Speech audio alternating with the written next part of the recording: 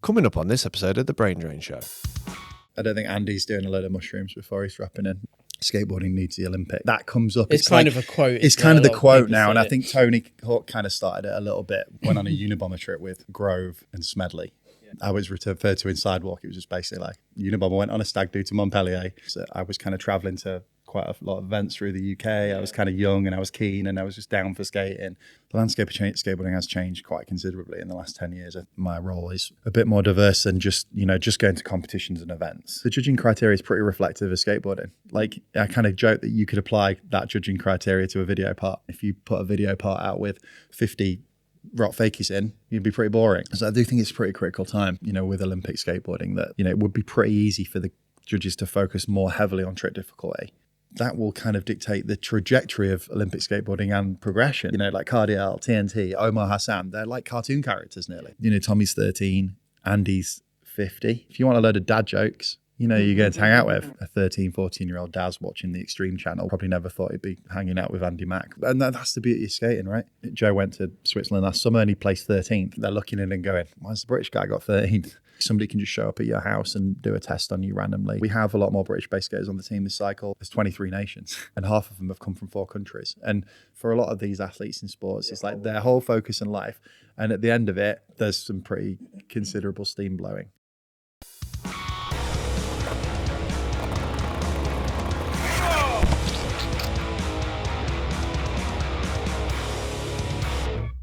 Good evening and welcome to another great episode of The Brain Drain Show with me, Forde Brookfield. Joined to my left is probably the guy that I could not live without anymore. Tell him your name, Toby. You just said it, but it's Toby. It's Toby Batchelor, and today we have a very, very special guest. Some would say salt of the earth of UK skateboarding. Who's referred to him as salt of the earth? Me, just now. But do you want to introduce our guest, It's Toby? Darren Pearcy Round of from applause. Skateboard GB and skateboarding. And skateboarding in general. Wait, let's get it set straight. It's just Darren of skateboarding. Yeah, Derby does. Of skateboarding. I feel like it's good to have an identity outside of your job. Is it? Yeah. I don't know. Do you guys have one? Well, Toby signs off all of his texts to me as Toby from Rollersnakes. And I'm like, I know. I don't do that. It's the sign off for everything. We've known each other for, must be 20 years or something, mustn't it? Because I think I've been in Derby now. 18 years, Well, you said. It's Twiggy. I'm sure. Yeah, I think it must be 18, 20 years, something like that. Because we used to live together, didn't we? In Ward Street, 27 Ward Street. We had our own blog and everything back in the day. Blogspot was a big deal back. Yeah, what was it? Pre-Instagram. 27 Ward Street. Yeah. It's probably still out there somewhere. 27 Ward Street. And then I think we moved house and we tried to keep doing it and then we all got bored. I don't think people with Instagram now they don't understand the importance of what Blogspot was for skateboarding for a long time. I think it was cool. Like it was different as well, obviously, because you could kind of like add a bit more of a long form kind of element to it than you can with Instagram. Everyone went out with the little digi cameras, didn't they? And then uploaded them at the end of the day. And some of the photos were like the opposite way and no one cared. That's what I did. I used to take a little Sony digital camera everywhere to every skate park and then to every night out. And then go back and be like, hey, here's a post of a night out in the skate park. One thing that I just remembered that never happened but would have been good is I remember speaking to Horsley like when we had the skate house. Yeah. I think it would have been a really good article to have skate houses in Sidewalk back in the day. Because there was quite a lot going on, wasn't there? Like at ours, there was always people coming through staying. I mean, I fucking hated it. So I was about to say, how did you live in a shared environment? He kind of just stayed in his bedroom most of the time. Yeah, I didn't want to get involved. But that would have been a really good article. Companion should do it. Yeah, it seemed like an obvious one at the time because, like you said, there was quite a lot of skate houses, and most of my travelling around the UK was anytime I was staying over, it was probably just staying at somebody's skate house. Yeah. And like you said, we had so many people come through. Yeah. And it was good fun. Crazy but good fun. Are skate houses that much of a thing anymore? I don't know. I mean, I guess so. Probably more in the bigger cities. But I mean, where we were on Ward Street, this is kind of boring, but we'll get through it. It was me, Daz, and Harry.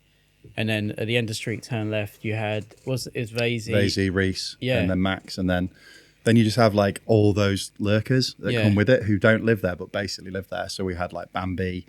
Smedley was around all the time. Danny Callow. Danny kind of did live in that house for a little bit before you moved in. And then you moved in and he went somewhere else. But you just had the lurkers, and then you just have everyone else that's staying over. So we had like the aunties lot stay over for the big push, didn't we? I mean, like, there's just so many people, like Div, Alex Irvin. I don't know, just off the top of my head, I can't. Ben Grove, I remember he stole my clean bedding. Your mates like Leach, Cundall. Oh, Leach, Cundall. Just Chris so many. Warner. You can't even. Dick. What did Dick fingers around there? I don't know. Yeah. Andy Scott drank a bottle of my vodka once. I remember that. Can we go back to Ben Grove stealing your bed sheets? Yeah, I did my washing, and there was like a bed sheet hanging over a door. I mean, I've got nothing against Grove. This is just a story I remember. Yeah. And he like stayed over and needed something to sleep in, so I used my covers, which is fine. I bet you absolutely have. I bet he was in his room like, Ben Grove, come round here and stole my clean washing. Went on a Unabomber trip with Grove and Smedley. Yeah. That is a combo, Yeah. Just like two people that are pretty different, but actually quite similar. But yeah, we went to Montpellier on a Unabomber trip a while ago, and it was just like absolute stag do. I mean, that's how it's referred to in how it's referred to in Sidewalk. It was just basically like Unabomber went on a stag do to Montpellier. With Grove, Smedley, Manhead, and they got young Will Golding. Yeah. And we got some, and then in the day everyone, knocked out a few hammers, and then it was, Oasis in the bar at night. Yeah, basically. I remember just going back to Wall Street, Smedley staying over once. We all went out, and me and him just went off on our own for some reason. And we went to the like booze shop, and I don't know how we got onto it, but he ended up buying me a beanie hat to make sure I stayed warm that night. Smedley bought you a beanie, just looking after you. Yeah, but yeah, he was there a lot, right? Like we were out with Smedley loads back then. He was part of the crew. Yeah, it was cool. Like there was a cool little I don't know, ecosystem around that time. Like you said, there was the other house with Reese and Vasey, and then the Blue Dog was down the road, and then 24 was down the road, and we basically all we'd do is just like, after everybody finished work, we'd all get on the boards and skate down to Sadlergate, and it'd be 24 Blue Dog, and then that was it. Street skating, knocking about. Got street skating, and it was good fun. It was good. Seemed like it was always summertime then as well, but obviously it wasn't. Good times. Yeah. What's your first sort of memories of skateboarding and stuff? We'll come into a lot of what you've been in the industry and where you're at now and stuff, but let's go back to the beginning. When did you start? And I actually started skating pretty late, I reckon, by today's standards, because everyone seems to start skating like 5 years old or before now. Before they're born. But yeah, it was about 98, I think. So it was a little bit later. I was probably like 14 or something. That's when I started, and I said I feel like that was late for me as well. Yeah. Was that because you lived in York? I lived in York, so it was actually. I started skateboarding once I'd moved to Derby. Right, so I hadn't skated previously in York. Obviously, I got one of those stories like everyone does where like your uncle has a banana board in the back of the garage and you had to roll around on it, and then you just left it for years, played football and all the normal kind of things, and then, found skateboarding when, once I was in, moved to Belper, which is just outside of Derby, and that's kind of where I found skating. When you worked at the Thorntons? Worked at Thorntons. Because you were at Thorntons when I first moved there, and then... Yeah. I'd done my A-levels, and then it was like, I just wanted to skate. Like a lot of people at that time, I think it was just like the thought of trying to, go to even, like I guess it was a bit naive. I could have gone to uni and done the whole uni life, but kind of decided not to and got a job. And at the time I was like, working at Thorntons, I was probably like between like 17 and 20. And like I got paid, a couple of £100 a week. The shifts were pretty rough in terms of like you do the 6 in the morning till 2 in the afternoon, or you do the 2 till 10:30. And that was kind of another thing that drove me to the end of it by the time it got along, because I was just fed up of working shifts. Yeah. But yeah, I worked there for a bit, and it was just money, and it just paid for, I'd left home pretty early as well. So pretty much left home by the time I was 17, 18. So it's like, I just needed some money to live. And then obviously a lot of people will know you from time at Rollersnakes. Yeah. So how did that all come about, and what did you start as, and what did it end as for you? Yeah. So like, it was, the Thorntons thing was coming to the end, and I was just like fed up of working the shifts. And like, I remember having a conversation with Tim, big up Tim, at the time, and there was just basically a Saturday job going in the shop. So we'd had a conversation, and then Mike Wright was working here as well, still does obviously. And you know, him and Tim kind of pushed to get me a job in the shop. I think at that point, like, they'd recognise that I was kind of travelling to quite a lot of events through the UK. I was kind of young and I was keen and I was just down for skating, and they just wanted somebody in the shop who could kind of like, you know, relate, speak to some of who was involved the younger in crew. skating. Yeah, so those guys really pushed for it at the time, which was like super good. And you know, I was already hanging out with Mike before that. I'd known Tim, you know, so it was just like a bit of probably like kind of organic. I mean, done like a couple of shifts in 24 with Danny and Claire previously to that, but yeah, it was that's kind of how it started. Yeah, and then because obviously that role then morphed into buying, team management, marketing. Yeah, I mean, like, I mean, I went on a bit of a curve, I guess. Like, I wouldn't say it was steep. It definitely took time. I was at 12 years at Rollersnakes in total. So, how long was you in the shop for before? Started in the shop, yeah, and for a while. It's hard to place it now. I can't really remember, but I'd say a few years. And you know, I was working in the shop, and then, like I said, I was traveling to a lot of events in the early 2000s. So there was an opportunity where Big Harry had stopped doing Unabomber. Mike didn't really have enough time with Heathen. Rollersnakes didn't really have a team at the time. That came a little bit later on. And there was just like an opportunity where I was asked if I'd like to kind of take those brands and try and do a little something with them. And all that meant at the time was like, you know, send everyone their packages and going to events. And, you know, it turned into a little bit more. I'd have, you know, as we moved on, I'd had a lot of the guys around my house constantly. You know, we'd go on filming missions. You know, I was always into, you know, like, I guess like a lot of skaters, I think Nick had said it on his podcast. It's like, you know, you're of a level where you're kind of like good enough to do something, but not good enough to get sponsored, or you kind of flitter around it. And that was me as well. So like, I tried my hand at like, you know, in the shop, I was like on the VX, just trying to do a bit of everything to find some way to go with it. Yeah. And that evolved. And then obviously like that evolved into the team manager stuff at Rollersnakes. And yeah, I mean, it's like I said, it was a 12-year stint that went on. I left the shop, moved around, did some of the customer service bits and pieces, did a bit of time in the warehouse, and then made my way into the marketing team. And then by the time I'd left, I was leaving Rollersnakes. I was marketing manager, so it was like 12-year stint. And yeah, I think that, you know, I was pretty lucky. I went through a pretty fortunate time. I feel like, you know, I had this 12-year period here where I got loads of opportunities. I took what I could with those opportunities, but you know, Paul's really good, and you know, our old boss Karen, like they just put a lot in front of me, and I just had a go and went for it. Just tackled it. Yeah, I mean, like I can't big up enough, you know, Paul and Rollersnakes for everything. I think like I definitely wouldn't be at the point in my life I am now without it, and I think that it's easy to look in and go, just because something's big doesn't mean it doesn't care, or it's not authentic, or it's not skateboarding. Yeah. That's never been my experience of Rollersnakes. Like I've always felt like, you know, in some way or another, we've always been trying to support skateboarding and do things for it. And like I said, you know, I've been skateboarding for a long time now, and Paul supported that, and Karen and Mike and all the other great people have really helped me with that.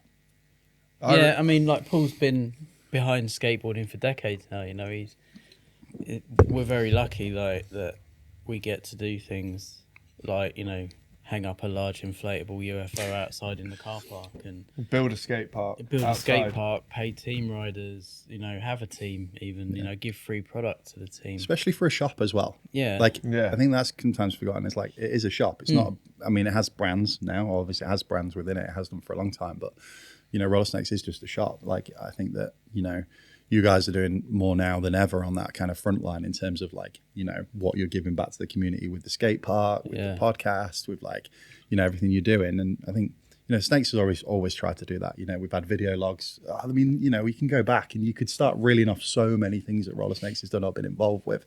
And how many people it's sponsored over the years, from like Alex Mole all the way up to the guys you've got, you know, nowadays like George O'Neill, you know. So I think it's just like, yeah, it's easy to forget that it's a you're right. shop, you know? A lot of people overlook it. They're like, Rollersnakes, but it's only because it's a successful. I feel like that's severely changed in the last couple of years, though. I hope so, and I feel like it has. Just with the caliber of people that are coming here, and you're walking through the warehouse, and they're like, "Oh, skaters work here, and it's a skate shop, and there's a skate park, and there's a podcast." It's like some people need to physically see something to appreciate it, because like I've been sat online and been like, that guy's probably and then I've met them and been like, that guy is but they're really rad. Yeah. Sometimes you have to see it to believe it. You know what I mean? Yeah, That's how I it is look at kind of it. hard to put into words because there's a lot of, as we all know, there's a lot of gatekeeping in skateboarding. A lot of people don't like the unless it's the coolest. But there's a hell of a lot of other going on, and you know, Rollersnakes I think has been, in a lot of people's mind, has been put to one side as not legit. But I mean, what is legit? I mean, you know, I don't know. Paul I think was- it's an interesting. Paul doesn't skate question. anymore, but he was a skater. You know, all the stuff we just mentioned about supporting skateboarders. I mean, even down to doing this. You know, it's just like, oh, we're going to do a podcast. He's like, okay, cool. Yeah. Even down to leaving the country for 40 days and not having to lose my job for it. You know what Yeah, I mean? it's stuff like that, you know, Someone like- else would be like, Or, you know, for me, when I worked here, buying me a Mac to edit on. Or, Yeah. you know, or like, you know, you buying look back- cameras and stuff. buying Paying for the cameras, team to go away paying on for the trips. team stuff, like, you know, Yeah. just like, you know, Paul gets the value of, you know, of skateboarding. Like, Yes. sorry, I probably didn't put that very well, but like, Paul gets the value of like, you know, supporting skateboarding. The It's not even importance behind it. and that's, you know, it's probably harsh as well. It's not even just the value. Like, he wants to support skateboarding. Yeah, You know, into it. he's not doing it just because, hey, it's a cool marketing tactic. You Yeah. know, like, you wouldn't have done it for nearly 40 years or keep doing it if that was the case. You do it because you inherently love it. And Paul does love skateboarding. You know, he cares about it. And I think that, you know, that shone through with, you know, like say what, you know, my time at Snakes.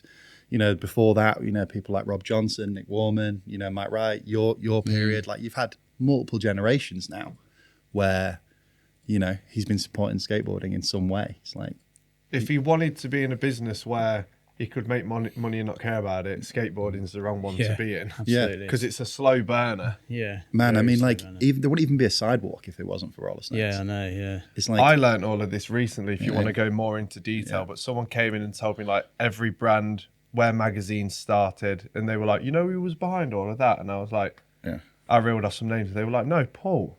And man. I didn't even know that. All the memories kids have tied to catalogs.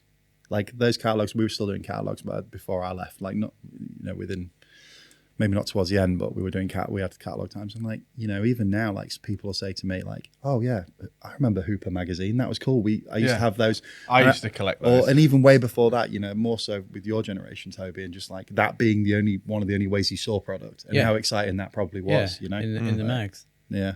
Yeah, and phoning up and mail ordering stuff. We still get people to this day asking if we do catalogs, you know. Yeah. We get people calling up like, hello, do you have any catalogs? And I'm like, no, Yeah, it's the all internet. online now. The internet, mate.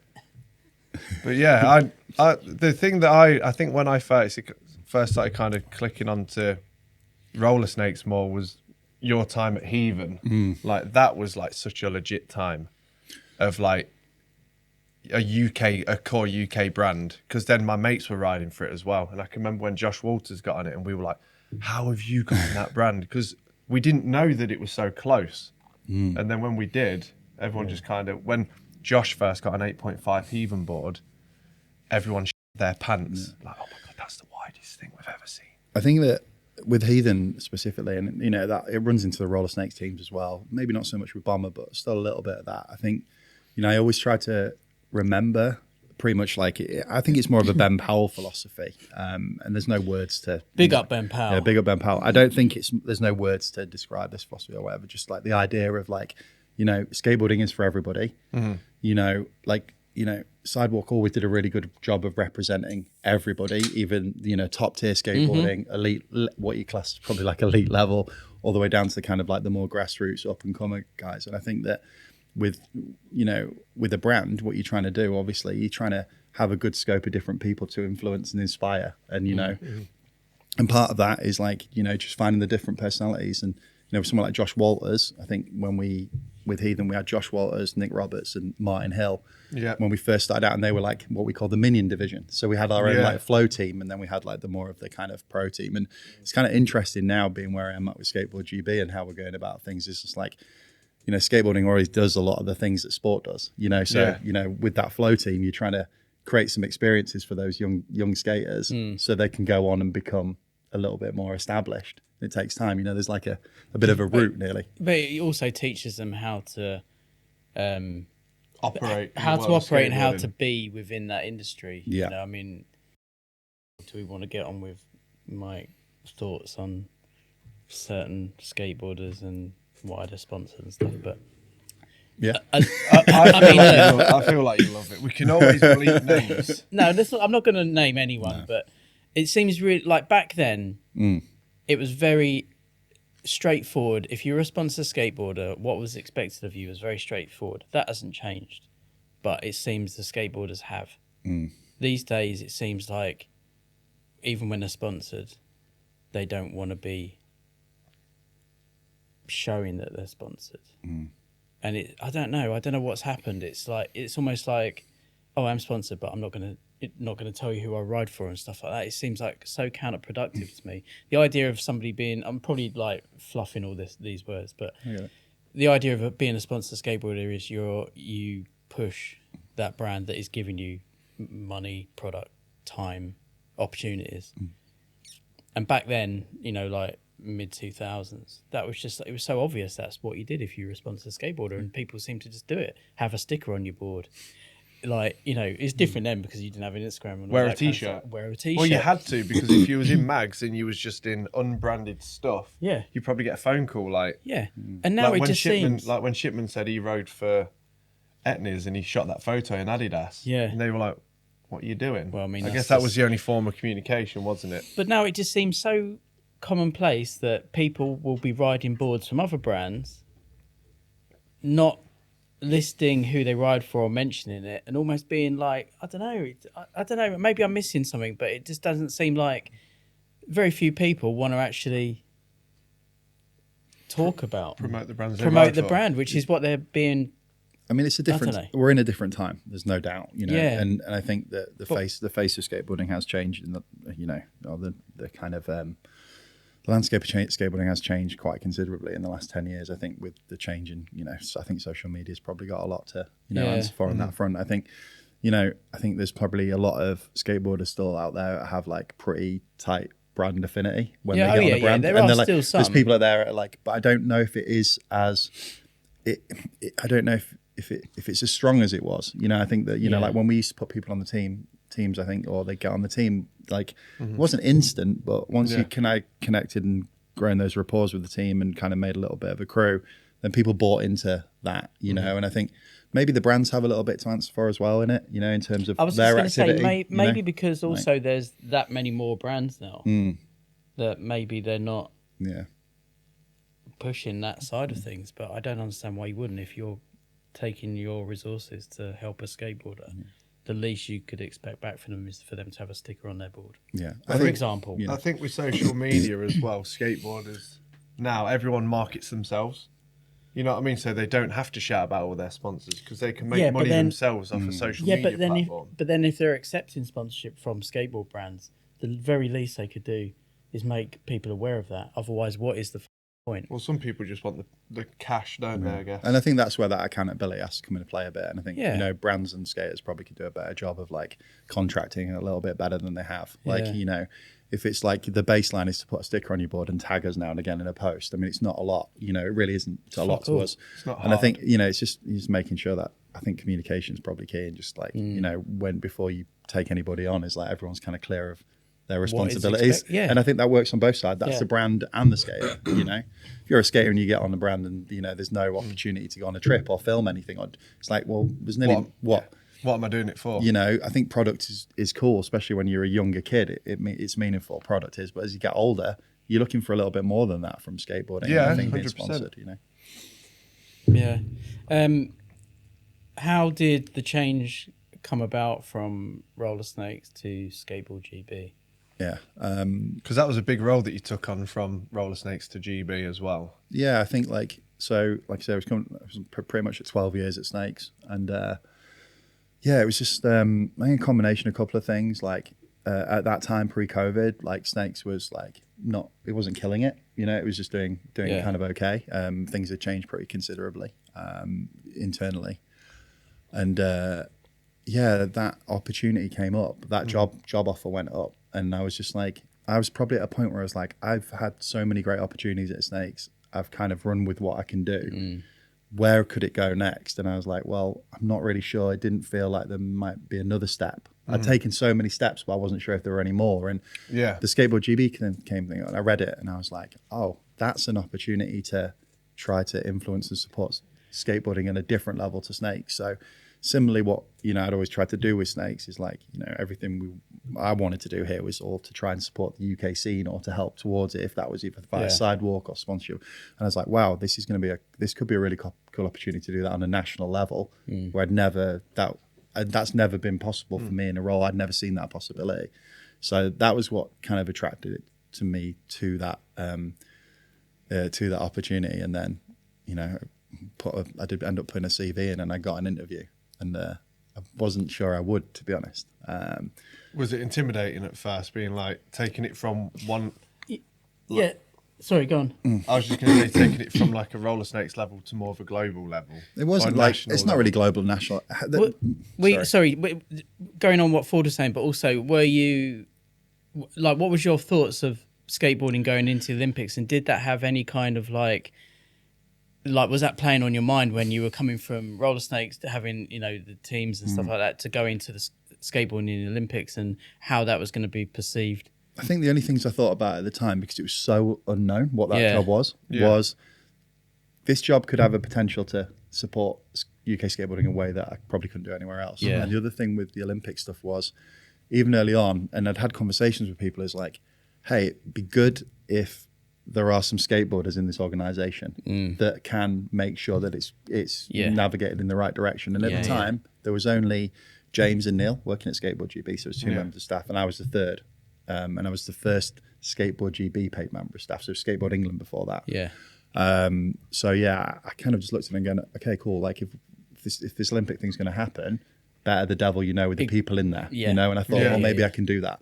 But like I said, I didn't expect to get the job, and those were like a lot of very capable people went for that job. Yeah. And I was surprised when I got it. I kind of put my CV and went for the interview, came back to Rollersnakes, and then I was like, I was kind of just happy that I'd gone for it. When sometimes you go for a long period and you go for a new job and you're like, I'm proud of myself because I just put myself out of my comfort zone. You're not afraid to at least try. Yeah. So I tried, and then I kind of thought that would be it. But then I got the email, and it was like, hey, congratulations, you've got the job. And went from there, really. And how long ago was that now? 5 years. Yeah. 5 years. So, yeah. And when you made that transition from Snakes to Skateboard GB, I guess at the time, because it was, skateboarding hadn't been in the Olympics. What was the general kind of within the skateboarding community? Because I saw it was just like, the Olympics, this, why is skateboarding doing that? Blah, blah, blah. Like, what was your kind of thoughts on that? Because obviously, being the main representative for Skateboard GB, you kind of would have seen a lot of that, I guess. Yeah, you hear and see a lot. I still do. I think, like I've kind of said from my perspective, what my kind of goals were with it. People have a right to an opinion, and they can, talk on what they want. Like, you think about it, you're trying to plug skateboarding into something that's pretty unnatural for it. Yeah. You've got like all these different words and national federations, like the British Olympic Association, UK Sport, loads of acronyms around things, and all these things that skateboarding wasn't used to. Yeah. And I think people were just like pretty, if I'm honest, just scared of trying to put skateboarding into this kind of unknown, because we've all seen it before where skateboarding's tried to enter different kind of little realms that maybe not as like the Olympics, but other areas. A bad job can be done very easily. Fashion areas. So I think a lot of it was probably just fear about how skateboarding would be handled. See, because from my point of view, people have their opinions. You don't, personally, I don't really give a but it is unnatural for skateboarding to be in the Olympics, and I still believe that the Olympics doesn't need skateboarding doesn't need the Olympics, because skateboarding will exist no matter what, because that's the kind of core essence of skating is you make of it what you will. It doesn't need to be in the Olympics for you to do it, although we do see a lot of people being inspired by it, which is obviously good. And you, because your style of skating and your history of skating is more on the kind of gnarly side and anti-hero, and like any kind of like protocol structure. process. Yeah. Yeah. So obviously, you know, I knew it was happening. You know, you'd gone through it and all that when it was happening and stuff like that. But I think it sort of speaks volumes that you and your experience of skateboarding and how you skate, and you know, you like the gnarlier side of things and that. I think that's a positive for you going into that role, isn't it? Because it just shows that like you don't have to be some kind of corporate prim and proper skateboarding master, or you know, it's like it's knowing how to balance the rooms, you know. It's like you go in different, you know, I'm really fortunate now in this role. I get to work in a lot of different types of rooms. Like one day I can be with the British Olympic Association, UK Sport. The next day I can be with a 13-year-old, you know, ripper or whatever the next day. So it's just like, it's knowing how to act or how to behave in the spaces. And I think I think that's, again, something else that Rollersnakes was really helpful with, is that we had a diverse group of different people here, which helped me understand how to work with different types of groups of people. But I think, you know, like a friend of mine, we've joked about like these spectrums. Like if you've got Cardiel here at the bottom of the spectrum and you've got the Prime Minister at the other spectrum, it's this ability to be able to move up the spectrum depending on who you're with. And read I think the room, basically. Read the room. And I think that's something that I've been able to do. But yeah, like all my background and inspiration, everything I, you know, cared about in skateboarding, I was proper Hesh crew. Yeah. It's all anti-hero. I was an absolute geek. You know, I still am to a point. Like, you know, all the anti-hero stuff, specifically Deluxe, all of it is like all my background. And I think a few people were pretty confused. They were like, this is what I'm getting at. That someone who's so like core raw skating, you know, that kind of side of it, is now doing this role that is essentially something which is corporate. You know, a bit kind of like. But I think what I recognize, like, you know, like again goes back to that Ben Powell philosophy, doesn't it? We talked about earlier, is just like, you know, I might enjoy that specific style of skateboarding the most, but I like all types of skateboarding. And ultimately, with Skateboard GB, I was like, personal goal was just like, how do I support skateboarding? How do I support these people that are going to come in? And like even more so now, because we have quite a younger crew. You know, it's like, of course, I want to be Hesh and wear brown Dickies.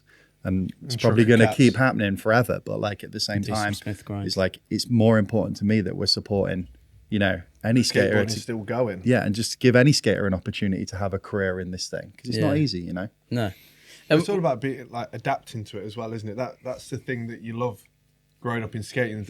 I think skating, you can adapt to so many social situations if you're a skateboarder. Yeah, I think it definitely gives you experiences, doesn't it, that you might not necessarily get in other. So going from like essentially you can say one crew into another one, it's just adapting. Your core morals of skateboarding probably still remain the same. But as you grow up in skating, speaking on my own behalf as well, again, it's like seeing it to believe it. Like once you're into it, you're like, wait, this is rad, and I can probably make something. Because I was probably the same as you when it was all starting with the Olympic stuff. I definitely wrote somewhere like skateboarding in the Olympics, but now because I'm kind of because I'm now kind of tickling around with it, and I'm like doing bits with you and Jake and Skateboard GB. I just think there's a lot of rad stuff that comes from it as well. Well, this is the thing that a lot of core skate, especially in this country, and I guess it will be throughout the world, a lot of people overlook this kind of thing and the benefits that will come along with elevating skateboarding to a different level. You know, the amount of people that would see it that hadn't seen it necessarily before or wouldn't have, they're suddenly seeing like the girls skating, you know, and they'd be like, I need to get a skateboard. And we see that here, don't we? There's a lot of young people.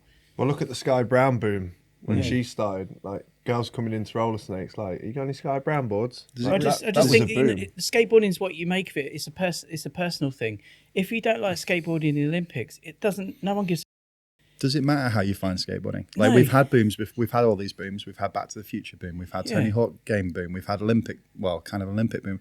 You know, people find skateboarding in different ways. Exactly. Yeah. It's not how you find it; it's what you do with it after. It's once you're in, then you find out pretty quickly if somebody's going to get into it or not. And you know, skateboarding is pretty good at like a bit of its own natural selection, because it's bloody hard. And actually, if you got a sort of person to stick with it, you know. I think it's interesting, like, you know, that point comes up a lot. You kind of touched on earlier, Toby, this idea that we don't think that skateboarding needs the Olympics, and I see people talk about that on podcasts a lot. Yeah. Like that comes up. It's kind of a quote. It's kind of the quote now, and I think Tony Hawk kind of started it a little bit in a way. And I think, you know, when I hear people say it now, I just think that we need to kind of nearly move past that. My idea would be that, you know, actually Olympic skateboarding is tiny. Yeah. So, you know, it's so small in the scheme of it. And I think that, you know, when you know, I'll go to events and, you know, me and Sam will talk about it, you know, we're in a bubble, and you think that, well, when you're in your little bubble doing your, you know, Olympic qualifier events, you think that that is all of everything in the world. But biggest actually, thing. but it's not, you know, and we're all in our little bubbles, no matter where we live in our cities or our scenes and whatever. I think that, you know, I think it's just Olympic skateboarding is part of skateboarding now, but it's only a small part, you know. But I think that the naysayers and the people who talk shit on it, they need to understand this kind of a situation that probably will happen a lot of times is somebody will see skateboarding on the TV randomly and they'll be like, I want to go. They'll get a skateboard.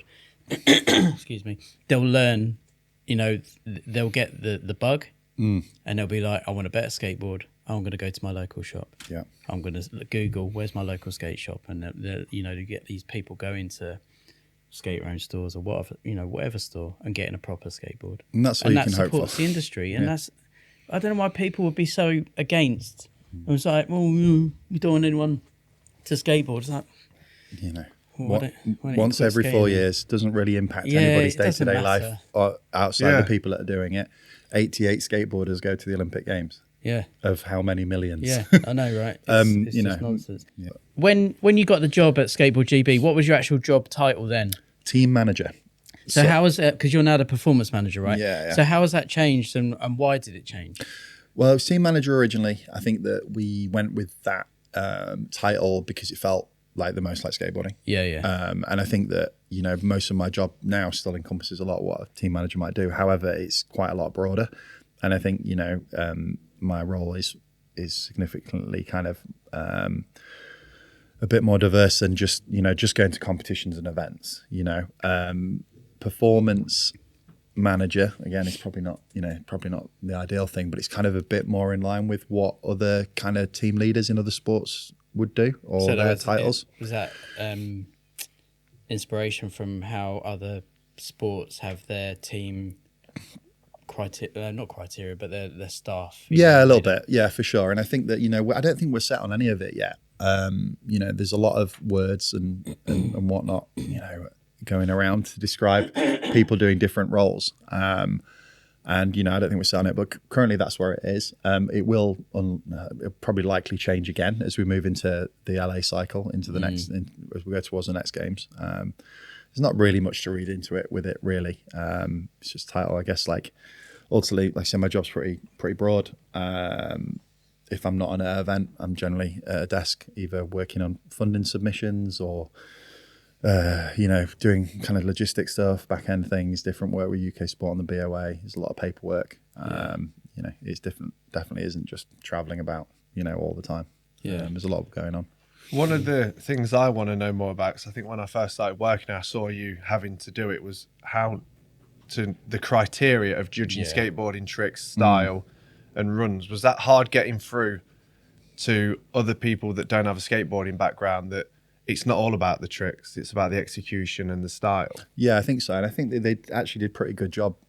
Well, World Skate, whoever set that up originally. Because you were working on that for a while, I remember. Yeah, I think like the judging criteria is pretty reflective of skateboarding. Like I kind of joke that you could apply that judging criteria to a video part, and you could probably 100%. find out how good, like why that video part matters, you know.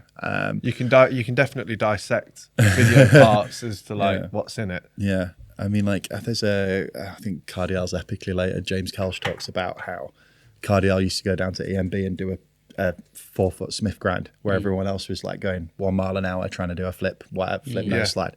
And I think, you know, that's kind of pretty true to the idea of like the judging criteria and execution. You know, as skateboarders, we want to see more than like trick difficulty. We want variety, which is in there. We want execution. We want people to go high, fast, long. We want all those things. You know, and then the other aspects of it, you know, use of course, like we all like to see different obstacles. So, you know, me and Bambi used to sit in the front room watching videos, DVDs, and, You know, we were equally as excited about what the spot is as most skateboarders are, as what the trick is being done. And I think all that's been is encompassed in that criteria. Yeah. Maybe people don't think about it as much in that way, but it's all there. And there's other things as well, like, you know, they don't like you repeating yourself too much, which again, if you put a video part out with 50 rock fakies in, you'd be pretty boring, you know? So there's all these different things, you know, that they're actually pretty relevant to day-to-day skating in some ways. I guess it's kind of funny though to translating that, what we know as skateboarding, into some kind of level and, you know, like markable criteria, because like say, you know, like somebody doing a Smith grind can look so different from somebody else doing it. Yeah, for sure. And some will look better to other people. I think it's a pretty critical point right now, and I think the judges are doing I mean, like, you know, you go to these events and there's 150 skaters, and you're there for 7 hours a day or whatever it is. There's 3 judges. It's a lot, you know. I think generally, like, you know, Renton and the other guys are doing a pretty good job of it. And it's not easy. You're not always going to get it right. You're only human at the end of the day. Yeah, I mean, I can imagine them sitting there and. Yeah. I mean, it depends how opinionated you are, I guess, isn't it? Because like you can't have your personal preference to a skateboarder and how they do a trick. Like there's certain ones, like not from Skateboard GB, but other countries who like they're a bit stinking. Yeah. But that's still. Yeah. And sorry, that was my point. That was the point I was trying to make before I got kind of a side road. That's something I felt quite enjoyable. Thanks, Fraser. Doing commentating at the events was the use of course. Yeah. So because when I first went into it, I was like, well, surely if someone just does the most tech stuff on the same bit, but it's like you get judged adequately for how well you can use the course that you provided. That was pretty cool. And I think that, again, sorry, kind of getting back to the original point I wanted to make. So I do think it's a pretty critical time, because I think we're at a point now with Olympic skateboarding that, like, you know, it would be pretty easy for the judges to focus more heavily on trick difficulty. And actually, if that happens, and the weighting of the other elements of the judging criteria kind of, you know, isn't as meaningful, then, you know, that will kind of dictate the trajectory of Olympic skateboarding and progression. So like, and where it goes. So, you know, if somebody drops in and they're doing 11 flip tricks, opposed to having any variety within a Smith grind, or, you know, going around a corner, or, you know, obstacle, and, like, you know, even just back out in Shanghai for the last event we're at, you know, Kieran Woolley's run, like, you know, it's not the hardest, but his use of course, his speed, everything about it, it's the thing that leaves you most excited still when you are a skateboarder. Yeah. And I think as long as skateboarders are judging skateboarding and the criteria remains intact, we should be okay. So how did he score then? He scored, he did really well. I can't remember where he placed, but so he did get credit for using the course the way he did. And they want that, you know, and you know, I've seen that this cycle a lot, and I'm glad it's there. I'm glad it's not just like a focus on, you know, who's doing the most kickflip indies or varial flips or whatever else. You know, you want that variety. There are a few tricks now that have almost become too much. Like, they just mean nothing when you look at Every them. kid can do a 540. That's the one thing I've noticed. 540s. It's just like... Yeah. And again, I think if, like, you are a young kid and you're looking at, you know, the Olympic space at the minute, and it's something you might be aspiring to, I was like, obviously it's probably kind of easier to learn certain tricks when you're younger. We see that with, like, spins and other bits and pieces. But, like, don't neglect everything else. Like, you know, there's different sort of tricks. You've got your spins, you've got your flips, for sure. But you've got, you know, your airs, your ollies, you know, your grinds, your slides, like all this. The idea is that you're creating an overall impression for the judges. The idea is that you're going to try to show them that you can put out a variety of skateboarding, something interesting that's going to pique their interest. When you're one of 150 in a day, you want to stand out. The way you stand out is by being different. And, you know, I hope that we don't get to a point, like I said, that, you know, the judging criteria directs a situation or creates a situation where it's too hyper-focused on difficulty, because then we're going to lose creativity as well. And, you know, again, like... Well, that's really important within skating, isn't it? Because it's a personal... Almost like... I don't want to say it, but like, it is an art form, isn't it? To people, and everyone does it differently. So for sure, and I mean, it's what draws us, isn't it, to a lot of different types of styles and people. I'm even just talking about it then. I'm thinking back to, like, you know, the old Marseille comps I've gone to back in the day, like early 2000s. Like, you know, nearly everyone that went to those things was a personality. Yeah, like nearly everyone had a personality. You know, everyone's nearly a caricature or like a cardboard cutout. You know, nearly like, you know, like Cardiel, TNT, Omar Hassan. They're like cartoon characters now. You know, I think the skateboarding was really good for that in, like, the 90s, 2000s, you know, in terms of, like, how that was. And, doesn't feel as quite as prominent now, and I think it's important. But we have to be aware of also, you know, as we're all getting older, maybe it's an age thing that we're sort of detaching from that kind of like stuff. we're not seeing it. Yeah, as much. But the young kids that come in, they freak out over a skateboarder, and you look at it and you're like, what are you freaking out about? So maybe, but they see it. Maybe there is still that happening. It's just maybe not not. I don't know, more not in such a focused. Yeah. I'm pretty just like you said, I'm pretty aware these days of like where my head's at in terms of skating, and like, you know, I think you have to take everything, you know, with a pinch of salt. You don't want to turn it into your granddad who was just like, you know, my music was the best music. What do you guys listen to? Like we're all pretty much at risk of that in skating. Those old skate shop guys. But I think like it's good for me because like within this role, I'm you know, I get to hang out with a lot of young people. Yeah. So like George and Tommy, 13, 14, like Lola, Lily, Sky, they're like, you know, 15, 16. So you get to kind of, you know, they're all figuring it out too, you know. But like you kind of get to see where that generation is going, how they perceive it, you know. Who's on Skateboard GB team now? Team GB? How would you refer It's just Skateboard GB. Yeah, I think that gets mixed up a lot. So like Team GB is basically the British Olympic Association. It runs all of British sport. Like they don't run it. Sorry, they don't run British sport, but they're responsible for preparing and taking people to the games, and that's Team GB. Skateboard GB is who I work for and what we do with the rest of the crew. Who on the team currently is the most fun to be around? I think it just depends on the day. Like, you know, it's like anybody, but you know, we have a pretty wide spectrum at the minute. So like, you know, Tommy's 13, Andy's 50. And you know, it depends what sort of day you're after. If you want a load of dad jokes, you know, you're going to hang out with, and you know who you're going to hang out with. Has he got good dad jokes? Andy's got some, the database, he calls it. The database. The database. Yeah, he's got some classics. Database full of dad jokes. Is he coming over at some point? We need to get him on this. Yeah, I hope so. I hope we can be good to get him over at some point and actually meet him properly. Yeah, he's Andy's a great guy. Like I'm super grateful we've had him along for the ride. Like, he's brought a lot to the team in terms of like, it's like we've always talked about, skateboarding is supposed to be for everybody. Andy really kind of shows kids that shows the younger kids on the team. Yeah. Like, there's more to skateboarding. You can look at the length of the career you can have. There's a lot of positives that come from having Andy around in that sense. Yeah, because you said to me that when you was with Andy, his consistency on a board is wild. Oh yeah, I mean, he's always been known for that. He's incredible. I've never worried once about like Andy not landing a run at any competition. Yeah. And I do about people. Of course we do. Like, we're invested. We don't want people to fall off because people are in it. Andy, I never worry. Like, he's like a robot, isn't he? He can just do it. He just skate. Man, the hours that guy must have put on a skateboard over the years must be incredible. Yeah. I think that if you could like break it down, it's up there. He'd be in the top. Yeah. He skates a lot. I mean, he's been at it for decades. Yeah. A long time, and he'll continue to do it because he's just. Yeah. But I guess it's pretty funny just talking about Andy in general. Just the idea that like a 13, 14-year-old Daz watching the Extreme Channel, watching some, European vert contest, probably never thought he'd be hanging out with Andy Mack when he got older, going to Olympic contests. And that's the beauty of skating, right? Well, like where it can take you, where it can take you, That shows how small it is as well. Do you? Yeah, I guess we've all had that same thought of like, I'd love to skate with that person. Yeah. And then you bump into them a couple of times and you're mates with them, and you're like, well, that was easy. It is a pretty crazy team lineup, really, isn't it? Having Andy Mack at the age 50 and then the kids on there and stuff like that. One thing I do want to talk about, and we don't necessarily have to talk about this, is the dual nationality of some of the team.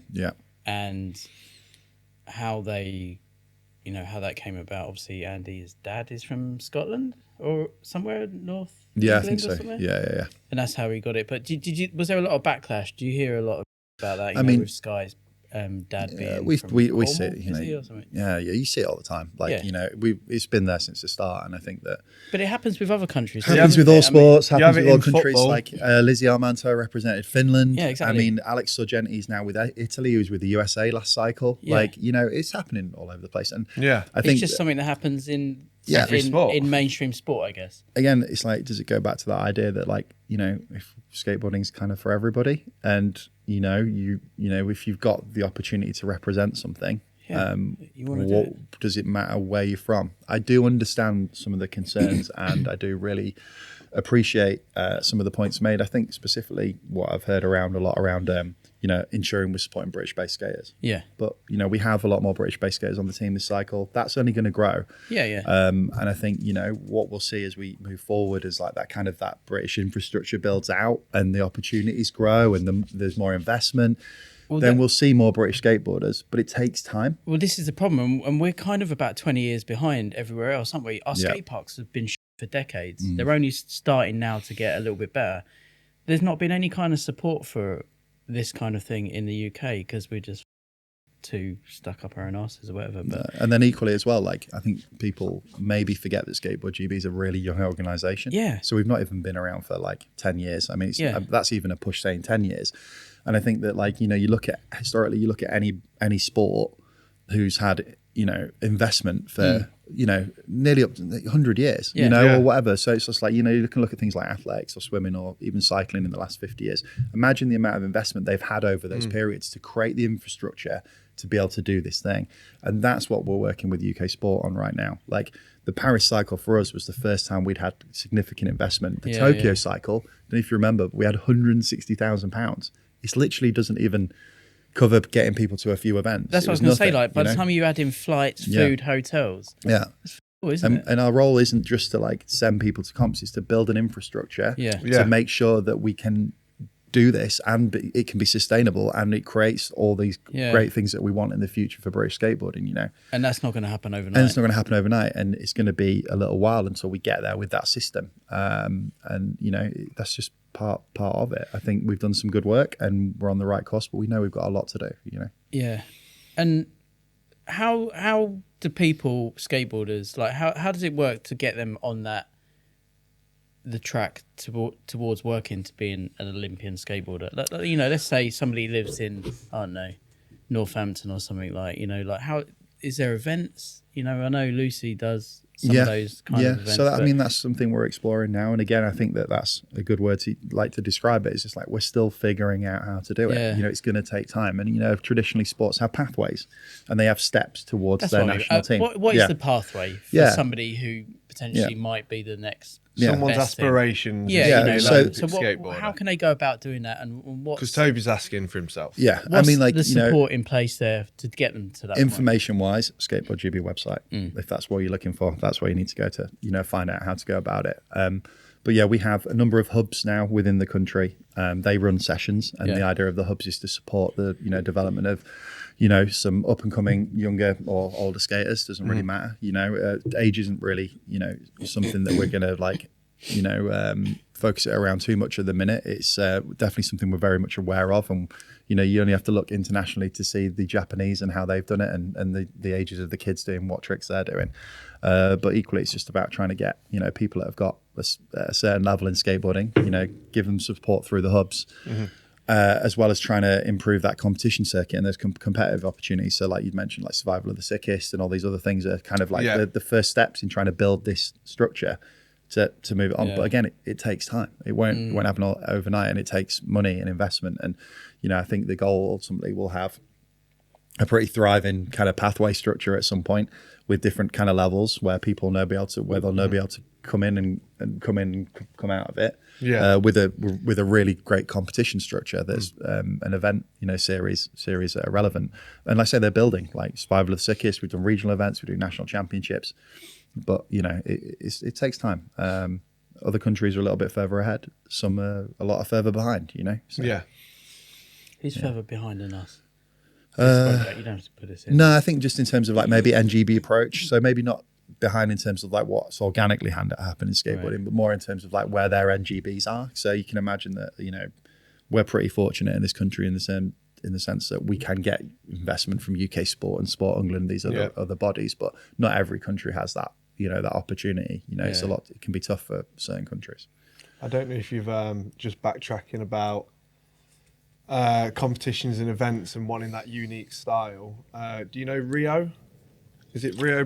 How do I say? Rio Byrne, yeah. Watching him skate on those events, it's like you see people's kind of scheduled runs and what they're working towards. Yeah. And every time I go to one where Rio's on it, he just does something in each run that's completely spontaneous, random, Yeah. and you see the crowd reaction to it, and that's how why skateboarding is rad. And the you- excitement behind it. And you love watching it, and I love watching and him you skate. watch Rev, and Rev's the same as someone like a Halford or a Jordan Thackeray.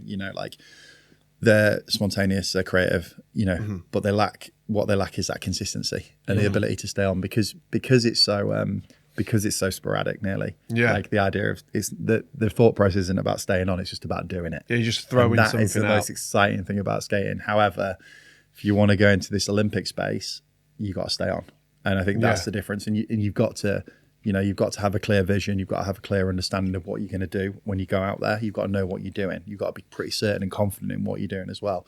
Of course, there's always going to be like room for, a bit of wildness, and that comes out as well. But trust me, like every skater who goes into these Olympic comps, they know what they're going to do. They're planning. They've been working towards it. They've been training for it.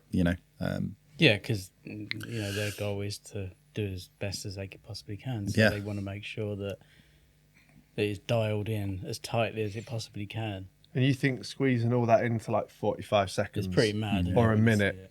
Like I think it would take me 45 seconds just to get. I think just to get it mentally in.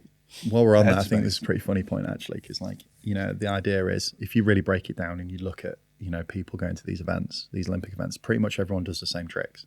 So like everyone has their like core base of tricks. Yeah. Everyone will pretty much have them dialed, and then they'll move them around into different balls and whatnot. And like that isn't really any different to normal skateboarding. Like it's not. It's no different really. And I think that we came up against that last cycle a lot. We got like a lot of people saying, "Oh, you don't want to focus your skateboarding in too hard into like 20 tricks. That seems crazy. Like that doesn't seem very fun." And I agree. You want to be able to just be open and skating whatever you want, learn what you want, do what you want when you want. But at the same time as well, it's like most of us do our same tricks. Like it's just the truth of it. We're all pretty much stuck in like a base, and then we come out of the base whenever we're feeling good enough to do it. Yeah. Like What are your same 10 tricks? probably like 4 tricks. I can tell you. Yeah. The Smith grind. Yeah. The feeble grinds to feeble fakie, grinds. the front no comply tail slides. Yeah. Yeah. The slash grind. Reverts, thing, Yeah. Yeah. What are yours? Fucking nothing. You're mate. actually learning quite a lot though through You've cloud learned loads skateboard. recently. Yeah, you've. Yeah. I'm really but proud. that's- I'm really proud of you.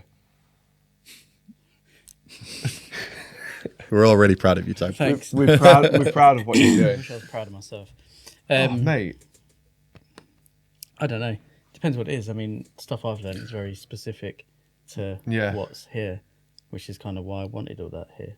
Yeah. But Yeah, for anybody who hasn't realised that yet, like Toby basically built what a skate park for himself outside of Rollersnakes, Yeah. and he's been on about that for years. So like when it's nothing new, is it? that I mean, when that park kind of came to fruition outside, like all Toby had spoke about for the last 10 years is like basically let's have a low impact park. Everything's too big, and have something a bit more Fun. a bit more fun. And that's pulled the scene in so good. Yeah. So congratulations. That's, thanks. Yeah, it's accessible for sure. And I Yeah. think, Yeah, but, but that's the key, isn't it? So Yeah. you can go out there and you can roll around, and there's space to roll around for a start to get the blood going, and it's not. You don't have to warm up necessarily. I haven't got time for warming up now.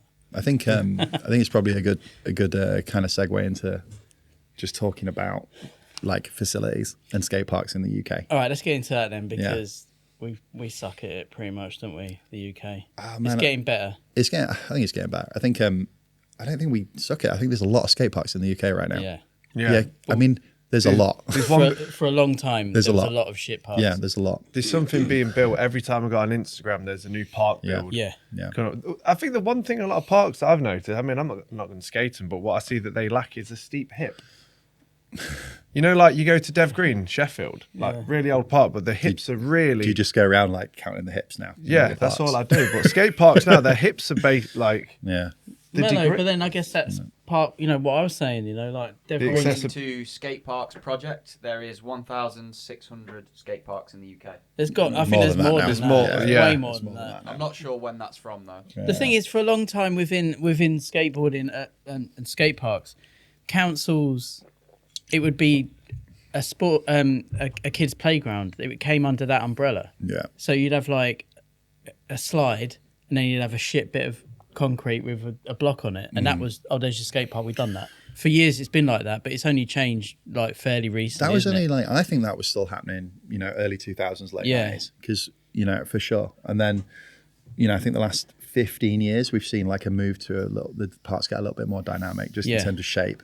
However, where I feel like we're at now, and this is a bit of a generalization, is just like what I've noticed is that like we have a lot of new parks, but like you said, Forde, you'll go on Instagram, something to pop up, and it's pretty much the replica of what you've seen somewhere else. Yeah, it's and like it feels a like prefab. Yeah. It's like, why are they building a park that's Yeah. essentially not much different than the next nearest skate park? Yeah, especially because when we were younger, it was all about, the diversity in the parks, because you travel to the different places to get a different experience or something from them, for sure. But yeah, the park thing is interesting right now. And like, I've got my colleague Chris Lawton's doing some like incredible work, just in terms of like inclusivity and accessibility for skate parks. And, we're seeing definitely, I wouldn't say a new type, but a definitely more accessible sort of skate park than we've ever seen, especially in the UK. However, I do feel from my perspective, with the work, that I'm involved with, it would be cool to start striking up a bit more of a balance just in terms of like the different types of parks again. So, these Olympic parks we go to, they're big. You're talking, they range from about 6 foot to about 11 foot. All sorts of obstacles, loads of things going on. Everybody's seen them. You know what they look like. And honestly, when you see them in person, they're bigger than they're bigger than what you expect too. The one you was at recently, was it China? Did you say China? Yeah, in that one looked like So, insane. yeah. The footage I've seen of Hinton skating, like everything was big. Yeah. It looked big. Yeah, and obviously if we want to, get talent that can skate that stuff, you're going to need more of those parks dotted around that they can go to on their own accord. Yeah, it's probably I think it's probably the biggest disparity right now compared to the other countries that have it, which are generally, if you really break it down, like US, Brazil, Japan have a lot now. And then we have things like, peppered across the country, like Sweden has a bunch of good stuff. They're building, France have started building bits and whatnot. And I think that, if it's it's a hole to fill, we need to make sure that like there's a better balance in these parks. And I think we need to see some more kind of Olympic style bowls, flow bowls, and street courses as well. Hinton will tell you that, there's not really anything in the country that even fit on his level. There's just those big street league sections. Where do you score all the points in a street in that sort of competition on those sections? You need the big rail, you need the big hubbers, and we need the big deep ends with the pool coping. And if we're gonna have some more kind of sustainable and wider success with British skateboarding on that world stage, like that facility piece needs answering. And Vert comes into that as well. Vert ramps have a massive importance to play in terms of park and how the synergy between those two disciplines. So, for me, obviously want to see a lot more flow balls, bigger ramps, and probably like, a bit more of a wider scope of vert ramps in different sizes too.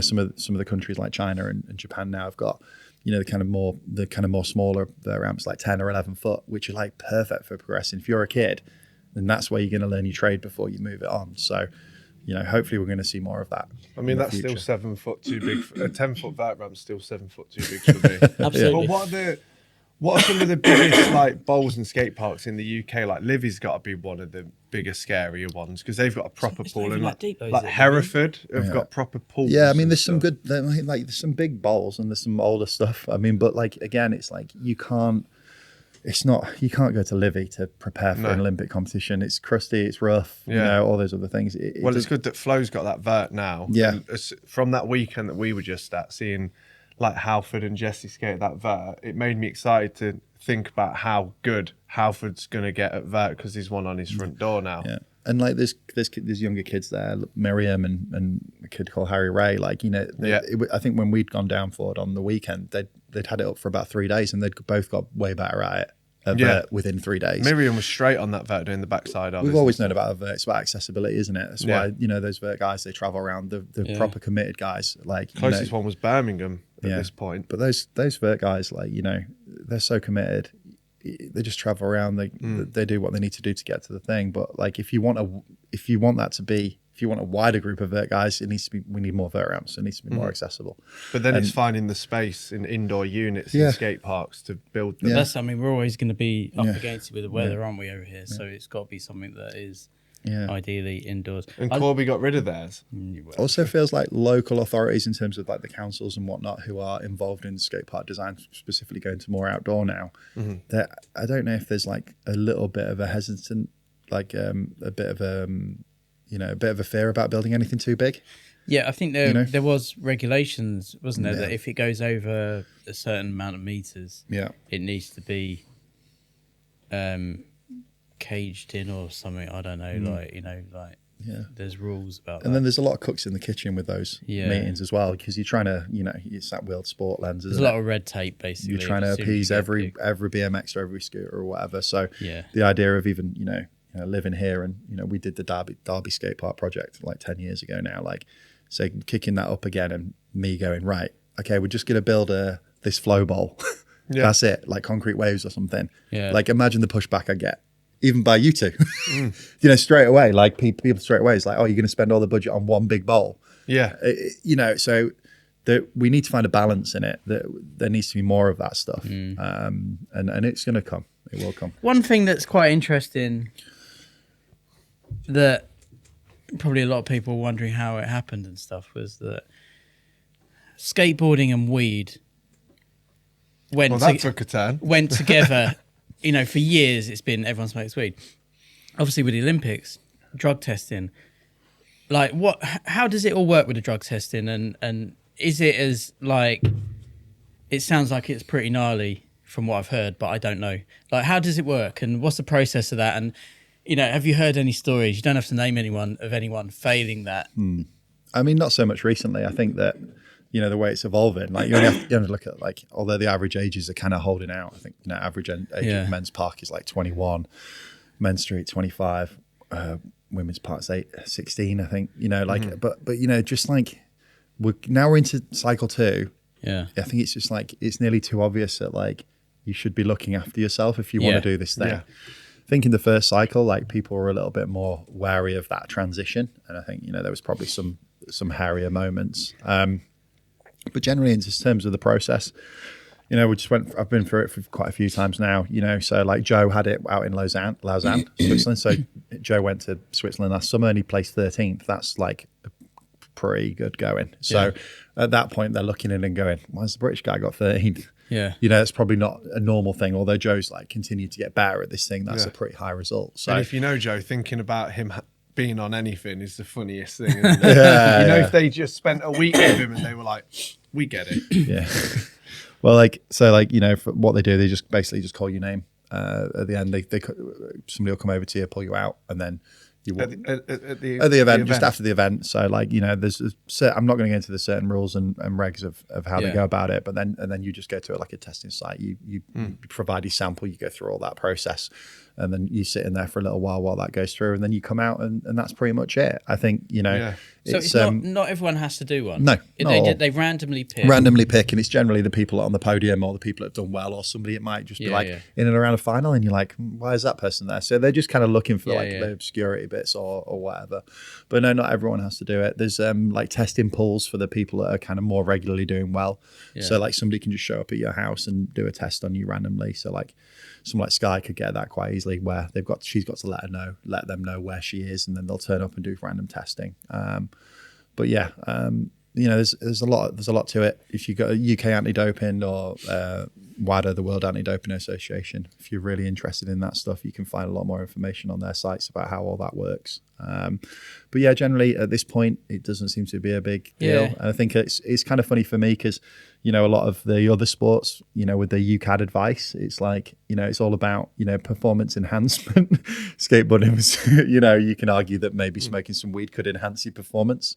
But generally it's kind of interesting because like every other sport, it's mainly about how we're making everyone better. But with us, it's the main concern previously in the first cycle was weed, I guess, more than anything else. Do you think there was a bit of a consideration about that whole aspect when selecting for the teams as well? Thinking, well, we probably won't choose him because he's more likely to be high risk. Because of like lifestyle.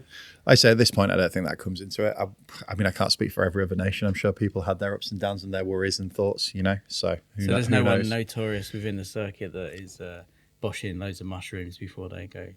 Not that I know about. That'd be quite Yeah, interesting. I don't think Andy's doing a load of mushrooms before he's dropping in. Not from what I can tell, anyway. Or suddenly Andy Mack starts skating like Neil Blender in one of the comps, and everyone's like, "What the fuck's going on?" Spray painting on Spray walls. painting walls. Just getting off his board mid run, doing a bit of Stu Graham. Big up Neil Blender. Oh my god, the ultimate big up. Yeah. Maybe. Just before we move off of that, you mentioned that people are looking after themselves more within skating, and we see that everywhere. Like people go to the gym. You see it through social media now. Yeah. But back in the day, nobody warmed up. Nobody was stretching. Look Now at the it's piss drunks. completely different. But it's funny you mentioned like Grant Taylor. Yeah. Goes to the gym and I think there is a little bit of I don't know if it's a misconception, because I think people see it now. You can't not see it, but it's not just like the Olympic lot that are doing that now. Like you see Grant Taylor, Louis Lopez, all these other guys. Yeah. They're in the gym, they're doing strength and conditioning, they're looking after themselves. It's like Andrew Reynolds said, he'll do anything to keep skating. Yeah. So he's doing whatever it takes. Yeah, for sure. Obviously within reasons. I doubt he's boshing loads of mushrooms. Yeah. It's all a balance as well, right? He just drinks loads of water and works out. It's just a balance. What you say, mushrooms? No, I think everything in No, I think for people like Grant Taylor, it's like he can go and do that, then he can go and be a dad, and then he can go on an anti-hero trip and drink a beer, and it's like it's just a balance, right? Yeah. Everything in moderation, I guess, including mushrooms. I don't know why I keep mentioning mushrooms. But have you because your pupils are pretty dilated? Yeah, they're pretty big. No, not at all. I mean, he's got some mushrooms on his arm. That is true. Let's. I kind of wanted to talk. I don't know how I'm going to put this into words, because this will be me ranting a bit here. No, it's all good. Let's go back. I'm down for. I think we just get out as much as we can, because there's a lot of things, like Fraser said, that people want to know about, and this is the first time I've done this outside the Slam interview. So I think one thing that you kind of brushed over earlier was like when you were talking about like talent pipeline and stuff. Like, what's the actual process for someone? Yeah, sorry. Let's go back to that. Yeah, so there was those hub events that you guys put on. Yeah. So that would. Obviously, the website, you can find out more information there about how to go about that. But part of that, and we'll talk a bit more about that process. But there's a real big obvious swing that's happened in the last few years of parents. Yeah, and I'm not going to say pushy parents, but excited parents that maybe. Well, they're very heavily involved. Yeah, they're involved for one reason or another. Maybe they used to skate and they're sort of living, what's the word, vicariously through their kids. But obviously, you have a little bit of contact with that kind of thing. But what can parents do to support their kids if they think that their kids have got something that might be, what's the word, not beneficial, but aspirations to succeed in skateboarding? Like, what's your advice to the parents? No, I think if you're a parent in this, I think this is the first thing you probably want to try and make sure, as if it's just like you're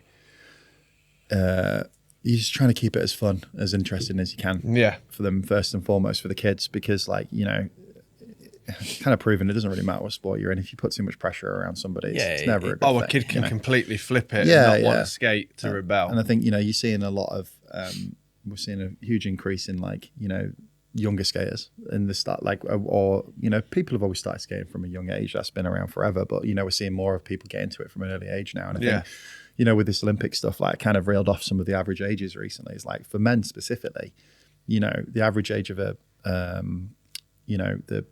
kind of the top 20 in the world right now, as of Shanghai, for park is 21. Yeah, and for men's street is 25. So if you coming in this and you're good at, there's kids all over the world that are good at 8, they're spinning 5s, they're doing all these things. You've just got to look at the pathway and look at the journey, and you want to ultimately make that work and make, and understand that might take a while to get to where you want to go. And I think that by, making it as fun and engaging and keeping the pressure off as much as you can, that will hopefully add to, ensure that. At the same time, I think we're seeing this big jump in progression in skateboarding because parents are around in a positive way. So we all grew up in a time that my dad specifically wasn't driving me to the skate park doing things for me, and that had its benefits, and it also has its drawbacks. So for now, these kids these days, this generation, they're getting to, they're getting driven around, they're getting taken to the things, they're getting the opportunities, they're getting put in the places where they can to progress. Yeah. Whereas we didn't have that, so we had to find our way. And it's an interesting conversation, because on one hand, it's probably that progression of this generation, but for our generation, that bred autonomy. It helped us learn about how to get on the bus, how to get the train somewhere, how to go about, all those other things. So how to survive, basically. How to live on £5. So there's a balance in all of it. And I think the people that probably do it the best find this way of going, right, I'm going to be super supportive of my kid. Yeah. And I'm there for them. But equally, I also know when to let go a little bit. Yeah. So I know when I'm trying to create some behaviors in my kid for them to be able to do their own thing without me. You know what I'm saying? It's about it's finding this balance, and it's hard with young kids, Yeah. I guess it's the same thing regardless of what their interest is. Yeah. If you support them and let them do their thing, then that's the way to do it, I think, and be there as a parent. If you're forcing them or putting unnecessary pressure on them because you think they should be doing something more, I think that's when you start breeding a kind of hatred towards the activity and probably your parents. So and also there's an element within skateboarding that it's a very anti-establishment, like rebellious activity in the essence of it. So having somebody, your parents, saying you should be doing this, I'd just be like, fuck that, I'm going skating. Yeah. Do you know what I mean? Like I think there is an element. It's definitely changing the dynamic, in terms of how, again, I think that a lot of the progression we're seeing right now across the world is partly to do with that, because people are more up for it. They're more in it. They're happy to support it where they weren't before. And I think, like I said, it's just trying to find this balance between like supporting your kid and also letting them breathe. Because that's how, I think that's a lot of that's with parenting as well. It's not even just about skateboarding. Yeah, that's what I mean. It's not just, I'm not trying to tell anyone how to parent, but that is, being a parent is let them breathe, let them be a person, and whatever they want to do, support that as long as they're not hurting people. Just like talking a little bit more, I guess, on my experiences with parents I've worked with, like, I'm pretty fortunate. A lot of the parents I've worked with, like, super good people, and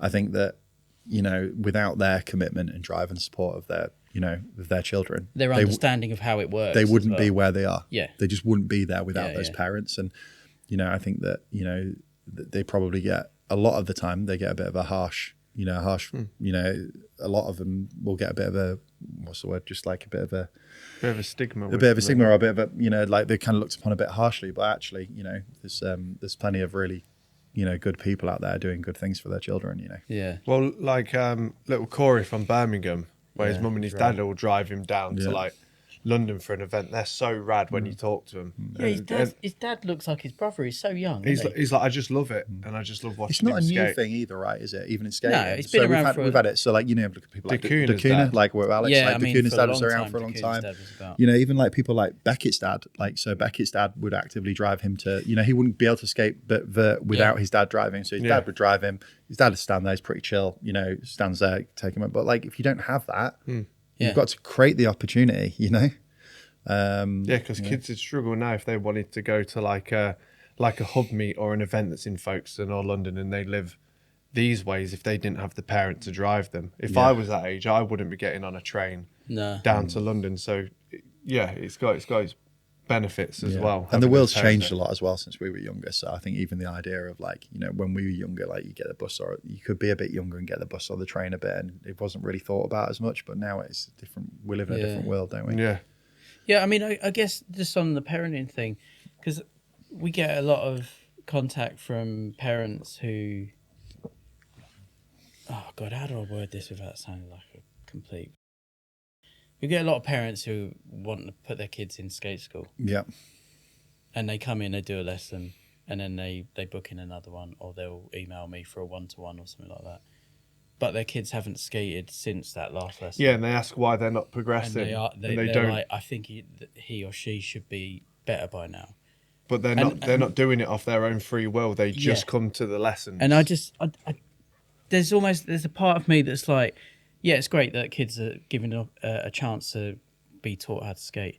But if you're not going to go skating, like off your own back every minute of the day when the sun's out or it's dry, even if it's a bit cold, you still go out. If you're not that, like skateboarding hard, isn't it? And if you're not prepared to do that within yourself, I don't think you're going to succeed with skating. So it doesn't matter how many blooming lessons you have. You got to have intrinsic motivation. It's got to come from you. And I think that, like, you know, what did you call it? Intrinsic motivation. So, like, I think, you know, something that comes from yourself. But, like, I think that, you know, it's skateboarding's always been great for that, and I think we've had autonomy within what we do when we do it because we want to do it for us. And again, the lack of process rules, the lack of like you have to learn this trick, you have to do it this way, enables you to go as hard or as soft as you want on any given day. You know, so like my version of skateboarding today, I'm going to go all out at the next day, and I think that's really compelling because it enables you to kind of just adjust your feelings on a day-to-day. You've not got a coach or somebody trying to get you to do a certain thing. It just creates something so much more like something special, you know?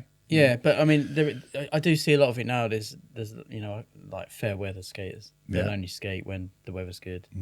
And, you know, like when it's cold and we're still out there going for it, you kind of got to have that bug, haven't you? You have, it's got to be in your blood. But like they say about other sports as well, you know, like you look at football, like anybody will tell you, it's like it's the guys that have spent the most time on the training pitch, or the guys that have stayed behind after sessions or put the work in over time. It's just the same in skating. It's just how many hours. It's like time on task. It's like how much time have you been doing the thing. And generally, like, you know, with skating, the more time you spend skating, the better your board control is, the more comfortable you are, and actually, you know, you progress, and then, you know, the more environments you're in with different people inspiring you, it comes on. But like you say, there is that change now where people may be looking at like swimming lessons, and it's, you know. I guess what I'm trying to say is that, like, if you haven't got the bug for skating, you're going to really, really struggle to get anywhere with it. Yeah, I think for a lot of people, it's got to be something that you are, like, mental about. I'm probably going to get people messaging, Toby said this about this, I don't agree with that. But, like... No, but you've got to be driven. You've got to be into it. Yeah. You've got to be, like, living and breathing skateboarding before you even consider doing any kind of other kind of... And if the drive comes from you, you're more likely to go and get good. Because it came from you want to do it. If it's somebody telling you to do it... Someone's telling you to get good, you're probably going to turn around and be like, fuck this isn't fun anymore. Did I come across as a bit of a dick then saying no, it was pretty true. Do you know what I'm trying to get across? You've got to have that bug. You've got to have the drive. Or else it just ain't going to happen for you. Yeah, definitely. You know, like I look back to when I first started skating, it was like me and my brother.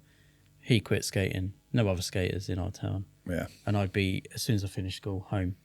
I'd be outside, even if it was like damp, windy, snow. You'd just get on with it. You'd make it happen. Yeah. You know, I had a garage that I put a little ramp in, and you just do it. It was just like, no, you know, for sure. that was what I was all about. And I think that's what it's probably a good point, just like for me to touch on as well, as like, you know, we talked about facilities and we're talking about kind of like behaviors now in terms of like driving progression or driving your own skating. I think like there is probably like a little bit of a lack of understanding, or maybe not so obvious things that people don't see in terms of like, you know, different success, or where you're seeing success from different countries across the world doing this Olympic thing. You know, specifically, you know, again, like in Shanghai, I'll reel off another stat. So 50% of the skateboarders in the semi-finals came from USA, Brazil, Australia, and Japan. There's 23 nations. And half of them have come from 4 countries. And facilities, we talked about facilities, it's definitely one of the most defining things. But, you know, the one thing I feel like I've picked up on over the last few years is just like the cultural behaviors or the cultures of those countries as well. There's, you know, America's never been afraid to wear its heart on its sleeve and go out and want to win. That's always been the case for Americans in general. I am generalizing here, but there's been that kind of feeling. The Japanese are known for work ethic. They're known for working hard and putting the hours and putting the time in and perfecting something. Yeah, they know that if they're going in, it, they want to win it. Yeah, Australians have got a lot of bravado. They like to, you know, they'll shout it loud, and they'll own it as well. A bit like the Americans, but a different way of doing it. And the Brazilians, we've seen it in football for years. We've seen that rags to riches story. It's the idea that I want to make my life better, and I'll put everything I need to do to get there. And I think that, although people would probably think, oh, the guy's talking rubbish, like that isn't the thing. Like those 4 countries, there's intrinsic or innate kind of drivers for people to want to be good at things. I don't necessarily, again, I won't generalize and say that doesn't exist in Great Britain in any way at all. We've had competitive skateboarding in this country for decades, and there's been a lot of great competitive skateboarders that have come from here. But it does feel like overall that competitive drive from a broader set of skateboarders hasn't always been the case, because, you know, we've had that. I had it in the 2000s when I was going to a lot of events. You would have seen it, Toby, Forde, where it's not cool to try, or it's not cool to put the effort in. And you see people over the years like, you know, Smedley, Hinton, Chris Vile, you know, all these people that were quite good competitively, who would go to a skate park the day before the competition and put a little bit of work in before, and how they were received. It was kind of looked down upon. It was kind of frowned upon that they were trying. And I think that is been part of British skateboard culture for a little while. Although we've had successful, and again, I don't want to generalize, but there does seem to be like a quite hefty amount of skaters who frown upon competition. You know, and I think that's something, again, it's a cultural narrative that might have to shift a little bit if we want to see a lot of people from this country doing well on that world stage. Yeah. Yeah, and I think that, you know, there's always going to be people who have that kind of mindset, and there'll be people who are against that. And that's fine, because people can do different things, and it doesn't matter. Yeah, you know, that's just how it is. You can do both. Like, nobody can sit here and say that. Like, nobody could sit there, and say that Pedro Barros isn't competitive but also legit, and Oski last cycle and all these other people are around. Yeah, you know, like, you know, people probably don't think Nigel's very legit, but I think, you know, more and more as he gets older and does his thing. Like, I can't, you know, personally, I don't know Nigel, but from a perspective of like somebody that's going out killing it on the street and doing the video parts and doing the competitive if you stuff, think that's not legit, you know, it shows insane. That you can do both, you know. And like, I think that, you know, there's plenty of examples still of people doing both in a legit way, you know. One opportunity that's come along with you being with Skateboard GB is the traveling. You've been to a fucking lot of places the last couple of years, especially like, so where's been the best places, and where's been the worst, Darren? Okay. I love it when I'm like, what are you up to this week, Daz? And you're like, oh, I'm just going to China next week. And I'm like, okay, then where? Hawaii. I'm really lame about it. And I'm like, oh, I was going to China next week. And everyone else is like, you going to China? And I'm like, yeah. But from the outside perspective, you go there, do what you've got to do, and then come back. You're not going there for 2 weeks, and you're like, oh, and we get a week to do a bit of shopping. Yeah, generally, I mean, that's kind of the crux of it. I think, you know, I'm really fortunate. I've been able to travel to, I think, you know, I've been to 17 international events in the last 5 years. Which I thought it probably feels like more than that, but it's still quite a lot.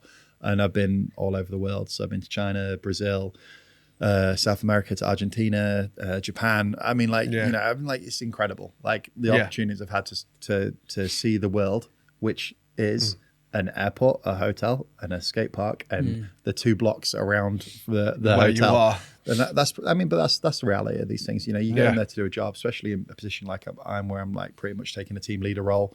You know, I'm responsible for a bunch of, you know, skateboarders, staff, everything as well. Like, I go there to do a job. You know, I'm not saying we don't have fun, and I haven't had fun and we've not hit spots. Like, you know, we've been to America and hit Washington Street. We've been to Rio and hit like the Soul Bowl. We've done like, there's all sorts of like real fun stuff I've done by default. You know, there's some bucket list skateboarding things that I've ticked off in terms of spots that I never would have done. But the majority of my time is like, you know, spent focusing on the contest and trying to, you know, navigate that. And traveling is fun, but, you know, also it can be, it's full on, you know, it's full on, especially when you've got a group and, you know, you're trying to get people around and whatnot. It's not easy, you know. What are some of the best countries you've been to, and in that comp circuit as well? Is that, what skateboarders have you been watching doing their runs, either UK or not, where you've just been like, Jesus Christ, that is skateboarding? Yeah, they're insane. For me, like my favorite country is probably Brazil. Like, I never felt like I never would have gone to Brazil. It's one of those places where you go, like, you look on the map or you talk about it and like, oh yeah, but you never go. Like, America's different. You kind of feel like you go. Even Japan, people go to Japan, but Brazil's a bit of a different one.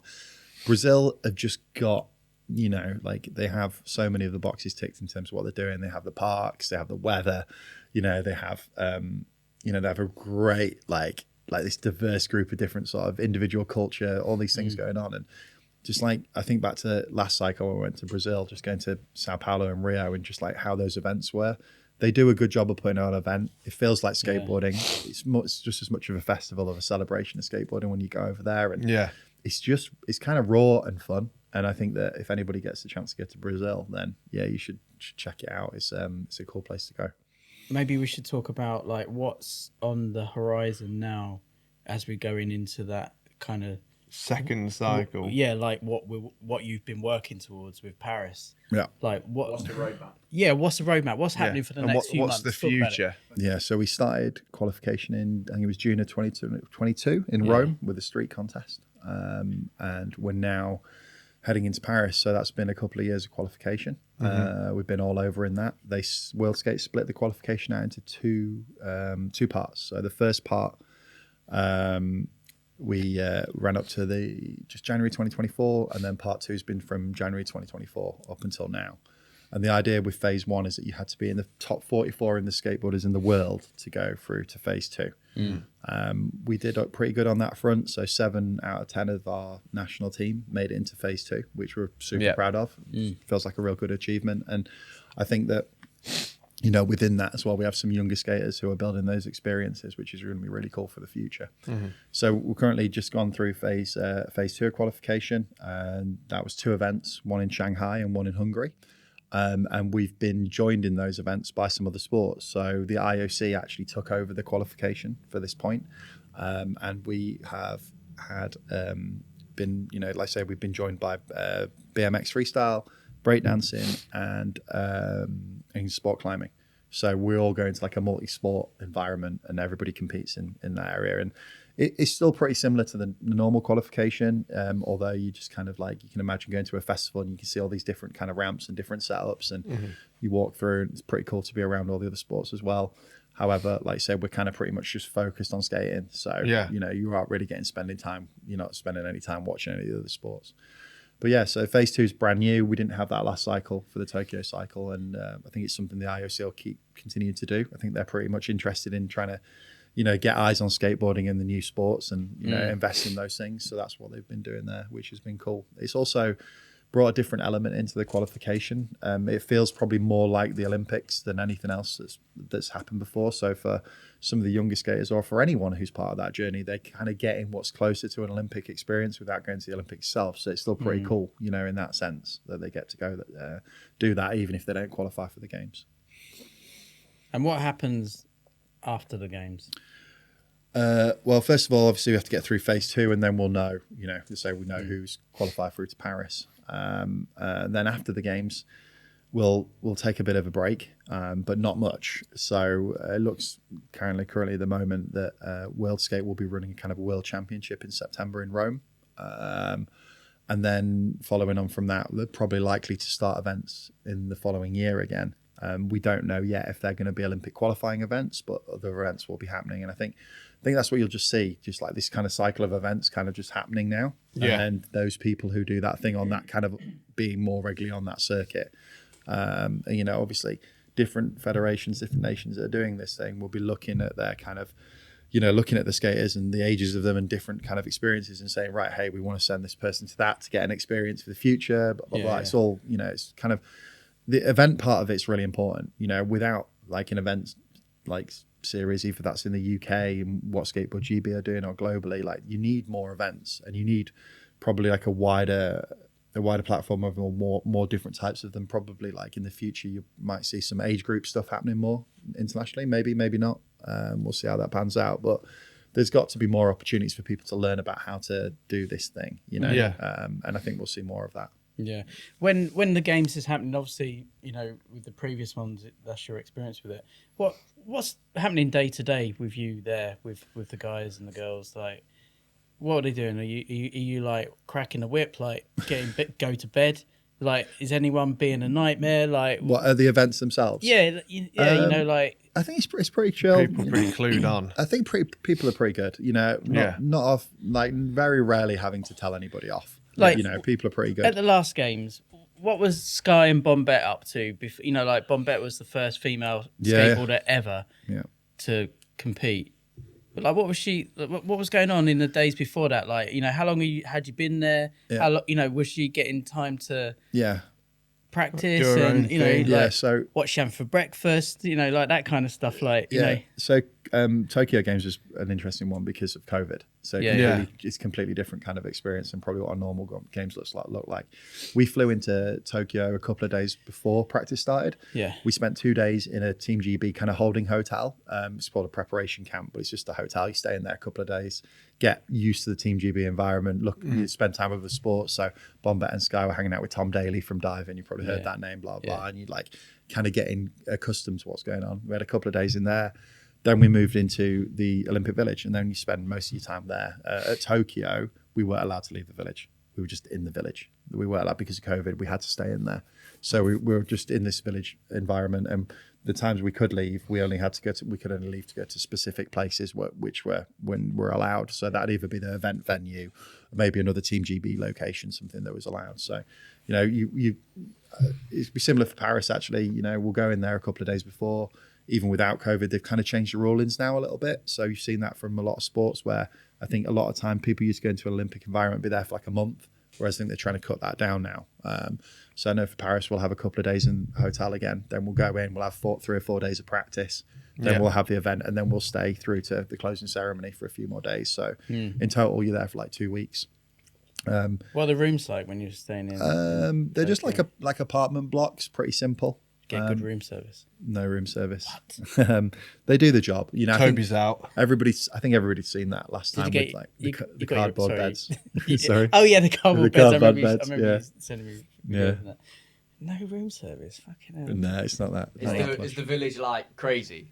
Or is it just like basic facilities? I think it'd be interesting for me to see it this time because in the COVID time, everyone was on their best behaviour. But like, was there no one going a bit? There was towards the end. You definitely saw. I mean, not in skating necessarily. Sports? Which Olympic sports people are the most outrageous? I don't think I didn't have one experience of any sport, but all I could say is that imagine that you've been working towards a goal for 4 years, and that's been your pretty much for a lot of these athletes in sports. It's like their whole focus in life, and at the end of it, they're like, okay, maybe we should blow off some steam. And so there's some pretty considerable steam blowing. I imagine, So since we're talking about the Olympics, how do people in skateboarding qualify for the Olympics, and how did they end up being in the run-ins to skate in the Paris Olympics? What's the qualifying process? Well, I said I talked through the qualification process before. It was like 2 phases, and through those phases, you're building points basically, and that's what you're trying to do: accumulate the most points. Yeah. By the time you get to the end, if you've got the most points, you're going to have a shot of getting in there. And those points are scored by previous... Yeah, just through different events. So every event has a point weighting, and you score, depending on where you place, you get a score for it. So if you get 20, if you get X amount of points. If you get 50, you get X amount of points. So the idea is that you want to go through this qualification to get as many points as you can. And then by the end of it, you want to be in the top 22 in the world in your discipline and gender. But what that means is that it's a little bit different. So right now, the top 22 in the world will be kind of pretty much consist of Americans, Brazilians, Australians, and Japanese. However, you're only allowed a maximum of 3 skaters per nation to go to the games. So how does that get sorted out then? Let's say America has 15 that get enough points to qualify. How do they then between themselves sort out who it's they the want? highest ranked? So right now it just goes on ranking. So the Americans and Japanese, Brazilians are having it like this last 2 comps. It's really coming to their own, that thing. So you look at America for the men, for example, you got Jagger in Park, Gavin Botger, Tate Carew, and Tom Schaar. Yeah. Just as far, and then there's a couple of others as well. But those 4 are currently battling it out, and what it means is that in every one of these, last comps, you got to be right up there. You got to be on the top 3 to have a chance. And it's the highest. It's the 3 Americans with the highest points that will go to the games. And obviously, what that does is obviously just create that diversity within the field when we get to the Olympics. So not everybody's from 4 countries. You have like more country continental representation. Yeah. Is that selection from the top group in one country a decision that's made by the body that's running the country, like the SBGB team, or is it by default they're the ones who get selected? It's just the rules. It's just the rules. It's just the rules. You basically, if you're in the top, you can't. So you, for example, couldn't pick from the top 10. It's just the guys who are the top. No. It's just the guys. It's the guys at the top objectively on the ranking. Who will make it through. And that's how that works. Can I just say, Tom Schaar is an absolute beast, isn't he? Forde asked me a question earlier about I don't think I really asked it about who I get excited about watching at these things now. And I've seen a lot of this skateboarding. And if I'm really honest, you know, the more, it's like anything, the more you do of it or the more you see of it, you get numb to it. The exposure I to it. never get numb to Tom Schaar. It's Yeah. unreal. Did you see him at Tampa? He was dressed like it was 1993. We have a bit of a running joke, me, Sam, and Andy, about Tom Schaar and about the competition within the competition. Yeah. And there's basically, at any given time when you go to a World Skate comp, there's 4 comps happening. There's like all the kids and the younger guys. Yeah. And there's another group. And then there's the guys at the top. And then Tom Schaar is in his own competition. So Yeah. we basically say Tom is in his own competition. I think that, you know, he's, you know, it's not easy for him, that kind of adapting from vert to the bowl. And, you know, he's done a good job of it. And, you know, he's right up there. But like, you know, when you watch him, regardless of his results, it just feels like you're watching something different to everybody else. Yeah, he is. You know? He's that good. Yeah. But then Yeah. that's that thing, isn't it, that sometimes with skateboarders, you can't quite put your finger on it, but yeah, thanks. But there's something about certain skaters that are just unbelievable. Yeah. And Tom Schaar's got it. Yeah. Like, there's something about him, he is gnarly. Yeah, He can do so many tricks. He makes it look good. It makes it look exciting. He's so powerful. Yeah. So like, you know, I think right now all over the world, you know, we're seeing kids learn 540s and flips and everything. And it's great. You know, they're pushing that progression. Yeah. But equally, like, I think that there's just like such a difference Yeah. in terms of like, you know, you just describe it to me, Toby, as body and board above the coping. You know, we used to have those conversations quite a lot, didn't we? And I think that like Tom Schaar is in a different stratosphere when he's doing these tricks, and that's what sets you apart. You Who's know, he ride for now? Birdhouse, I think, recently. God, they need to make a bit more of a song and dance about that. Come on, Tony. Because he was Jesus. on almost for 5 minutes, wasn't he? Was he? I mean, there was a clip not long ago, just the other week, and if you saw it, and it was just like a front side blunt slide off the end of a quarter over like this gap into this thing. That was at Tampa, wasn't it, on the vert ramp? I don't know, it was Over the just channel. a concrete park. But yeah, there was, I mean, he's got a good front blunt in every sense of it anyway. But yeah, Fronty blunty. He's incredible to watch. Yeah. I get super excited watching. Yeah, Yeah. he makes it look Yeah. amazing. And it goes back to that conversation we had earlier about like creativity, execution, all these like individual traits of Yeah. skateboarders that make you stand out. And Tom has his own ones, Kieran Woolley has his own ones. And, Yeah. you know, everyone, you know, I think once skaters get to a certain age, they figure out a little bit more of their style and about their Yeah. approach. And I think when And how to use it and to even their we all advantage. went through it, like, you know, you go through these awkward moments where you're like 13, 14, you're not quite figure out what your influence is. Like, I'm into girl, I'm into anti-hero, I'm into this.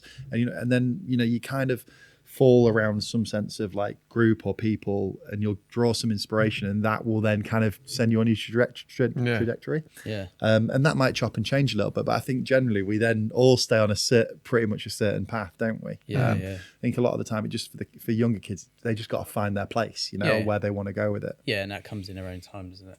Yeah. Can we talk about who is representing Great Britain? Yeah. So we selected a national team in 22 this time around for the cycle. It was a team of 10 skateboarders, 2 street skateboarders, Joe Hinton and Alex Dacuna. Alex returned for a second cycle after doing Tokyo. And then on the part team, had Sky Brown returning, Bombette Martin returning. Yeah. We then added Lola Tamlin and Lily Strachan. Right. And then we've got George O'Neill, Tommy Calvert, Jesse Thomas, and Andy MacDonald. I think that rounds up pretty much everybody. So Yeah. pretty diverse team. You know, there's some reasonings for that. In terms of like, you know, we understand that like this can be a long journey, and some of those younger skaters is about, you know, it's not just about trying to do well now, it's also about trying to create the experiences for them to do better and well in the future. Equally as well, like some uncertainty around knowing if still, you know, Olympic skateboarding still kind of new, and, you know, you look at people like, you know, like specifically like Jesse and Joe, and being at that age where they can have an impact, and we've kind of seen that as well, specifically with Joe and what he's done, and you know, kind of giving them that shot. And then, like you say with Andy, you know, selecting on, you know, you're kind of selecting as objectively as you can. You're looking at their ability. Andy's ability, you know, he goes to these contests and he maxes out the judging criteria and what he can do. His trick difficulty is maxed out. He's doing really hard runs. Like he's doing, you know, 2 nollie flips, body varial 5. He's got it all in there. You know, this the last contest in China, like his course use was good, everything. I think, you know, Andy won't mind me saying it. It's like he's let down by the fact that he hasn't got the power and the execution levels of the younger guys. So like he's maxing out, I think, when he's scoring a 66, he's like getting all the points for all that part of the judging criteria, but he's missing out on those other areas. But yeah, Andy, Is that something that you talk about? Yeah, like, we talk when about people, it. Yeah, we like, you know, constantly. Sam and I are in that all the time. We're constantly trying to understand where people are at, what their strengths are, what their weaknesses might be. And again, that's that idea about introducing some of the younger skaters early to this game to try and take them on that journey where they can learn around that sort of thing. Look at somebody like George O'Neill, who's been pretty competent since he was like 8-9 years old. I think George will tell you he learned 540s when he was 9, and I think George is a great skater, but he'll tell you again, he's very aware of it. It's like, from a more well-rounded perspective, he's still got a way to go. Yeah, and we talked about it earlier. It's like those grinds, those slides, that air height, all those other things are important, and it takes time. You've got to have some drive to want to create those within your skating. Yeah, I think for someone like Andy, it's really tough at 50. That's something that you kind of learn, is just like trying to find that extra power in your knees or your legs or whatever you want to talk about it, to blast higher and go faster. Is pretty hard at this point. I guess that, like with George as well, that element of him having more power, because he's still kind of small, isn't he? Yeah, that will come with age as he gets. Yeah, and we've noticed it in the last 6 months, George is like starting to grow, and you've seen the difference in his skating because of that. It's really interesting, actually. If you look at George and Andy, they've got the same problem. They're just at different points in their lives. They're actually, the things that they're losing out on the most is not trick difficult, because like George, the same. He's a spin guy. We always joke about it. He's like, George's mantra for most of the early comps was spin good. I will spin good at this contest. This is a joke, but it's like, we went to Argentina and he did a melon 5, a nose grab 5 over a jump box, and an ollie 5 in a run, and a flip back D. Like, it's not easy to put a 12 line trick line together with those tricks in its own. That takes some consistency and a certain level. But like I say, we talked about it earlier, it's not just about those big tricks. It's got a bit beyond that as well. And Andy and George have the same problem in different parts of their lives, for sure. Yeah. Lily has been smashing it, hasn't she? Lily Strachan is, incredible. Force to be reckoned with. Incredible. I think first and foremost, before I talk about Lily skating, I just have to say, we just meet great human beings. And like, she is such a good human being, just like at this point, just to be 16 and just be kind of switched on where she is and how she is as a person. Like, and I first kind of saw Lily skating just before the COVID national championships we had. It was 2020, 2021. We had a COVID national championships. Basically, it was an invite only thing. And I'd seen some clips of Lily online and invited her, and that was her first ever competition. There was a few girls that were like that. There was this girl skating the bowl at Greystone with a black and white stripy top on, trying barely, doing 50-50s. And we fast forward 3 years, and she's on the cusp of going to the Olympic Games. Like, we talked about motivation earlier. If you're driven, you want to go skateboarding. You'll get there, and Lily's proved that. But even just beyond the Olympic stuff with Lil, like, she just looks rad. She's got a cool style. Yeah, good style. She's got a rad style. She looks good on a board. She knows how to dress well. Yeah, I know might be a bit of a I don't know, conflicting thing to say for people, but like, skateboarding is very much about how you look, and how you dress is of course is tying up in that. So it's one of the things I've noticed with a lot of the vert guys. Like, from my opinion, some of the vert guys, I don't want to see you in floral shorts and a vest.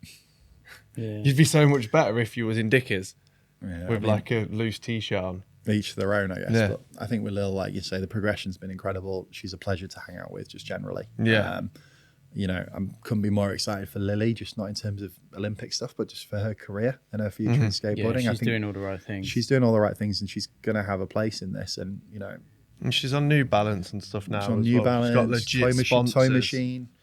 She'd been out to America with Sam recently and met up with Sky and a bunch of other girls with Mike Sinclair for Slappy, filmed clips.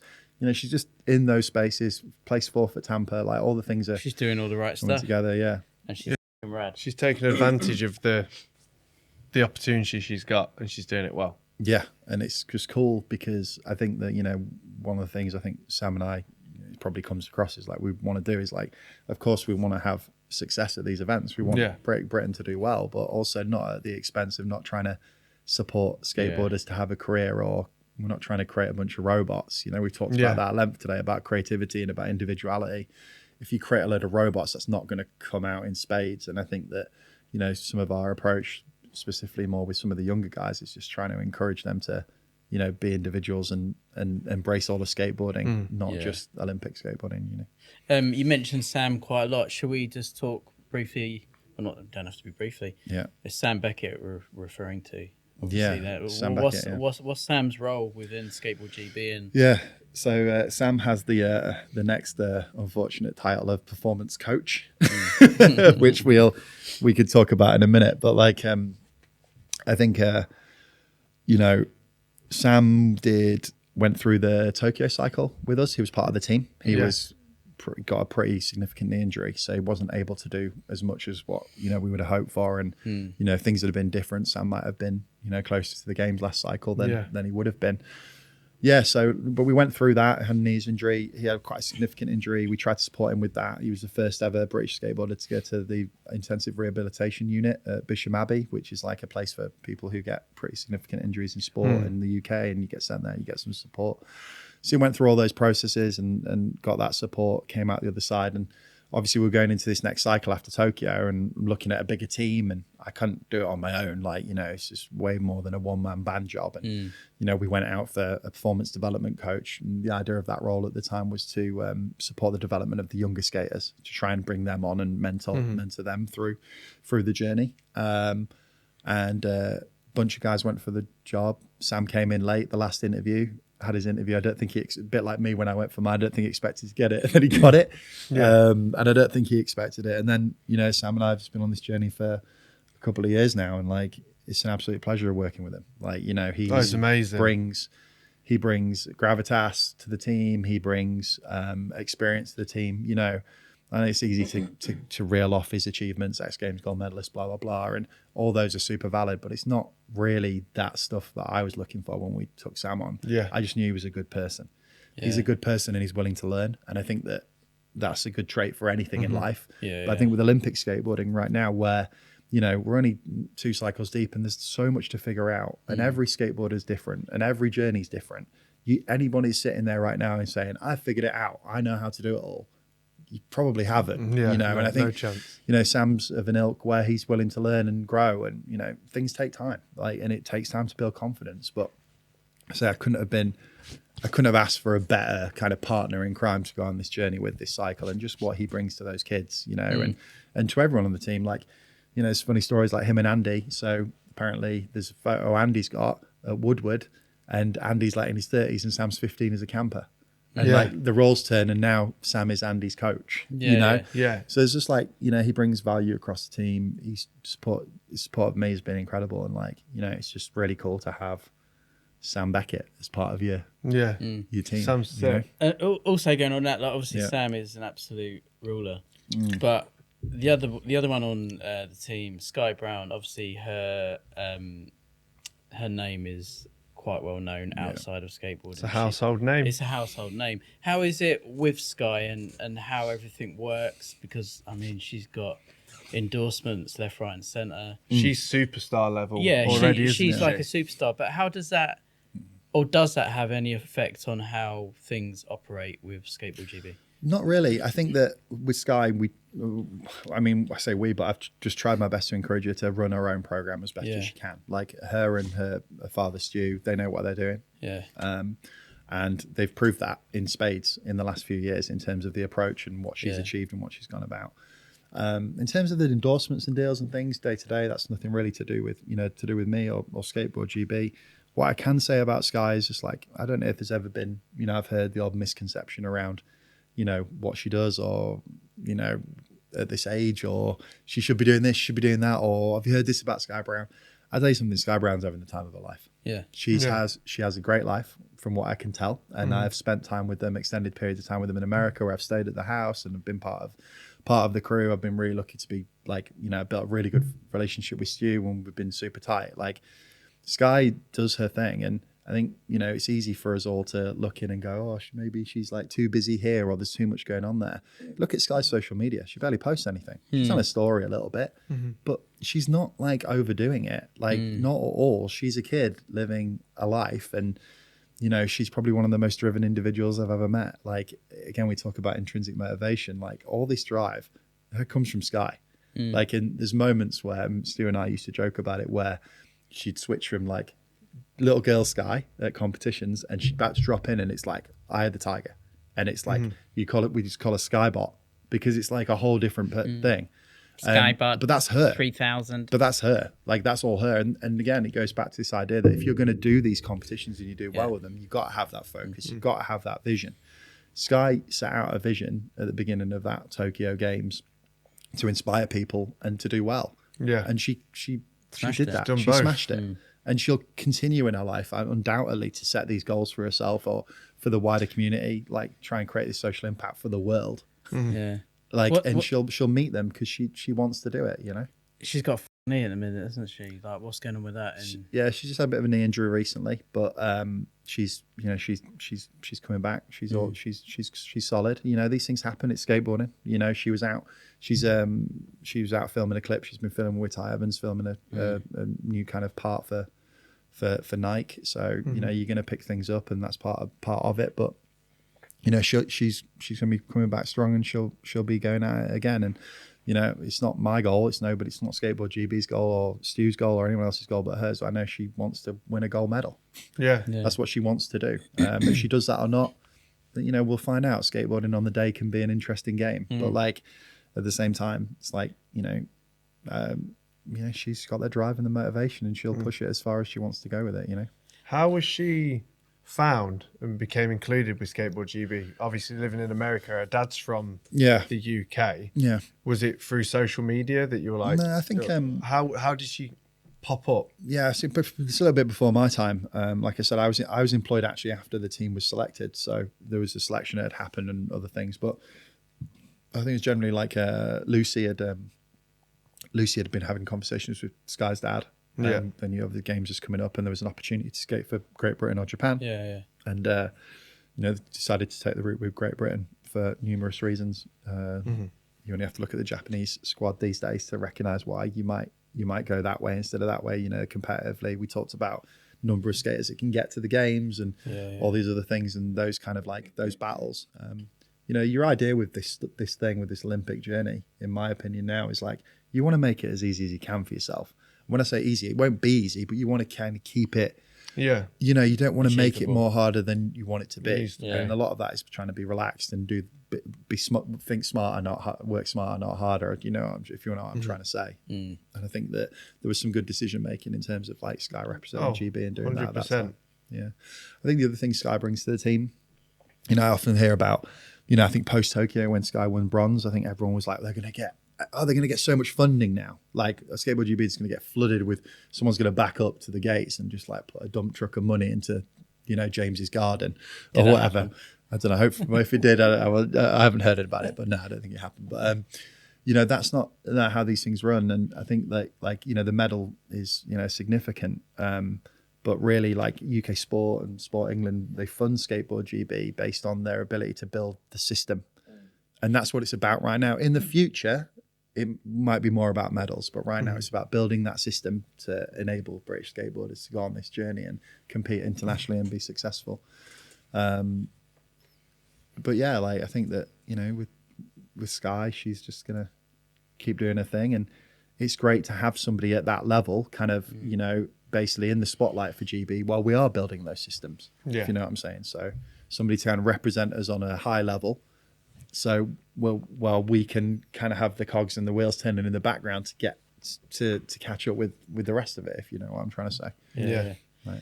And on the go on. Oh, just a quick one. On the complete opposite spectrum to that, Skateboard GB obviously supports a lot of grassroots stuff as well. Yeah. And Jake Powell has a lot to do with that. Big up Jake Powell. I want to get Jake on, but he says he's not ready. So just briefly, how do you think Jake's handled it? Because I say from scene filmer to like a very legitimate documentarian. Yeah. And he's helped me out, and he does a lot of videos for like crews in the UK to show that Skateboard GB isn't just driven to pump out these robots that are going to win medals. Yeah. They're also doing a lot of promotion for the groundwork kind of people as well. So how's Jake kind of slotted into that? Like when he's on these trips, because when I talk to him, he's just like, I love it. I think like First of all, I think you picked up on a really good thing. You know, Skateboard GB's got a wider remit than just trying to do the Olympic thing. And not many national governing bodies across the world right now have that remit. A lot of them are focused on performance and Olympics. Whereas, you know, Skateboard GB has made a decision to try and support the development of the wider skateboarding, which is it covers a lot as well. We should be doing shops, crews, filmers, events. There's a lot. Within that, we have a bunch of great staff that are doing really good things on the day to day. You know, Jake specifically, you know, he kind of, you know, I remember when he came on and he was probably the same as you. Like, he went for the job and he was like, "Oh shit, I've got the job."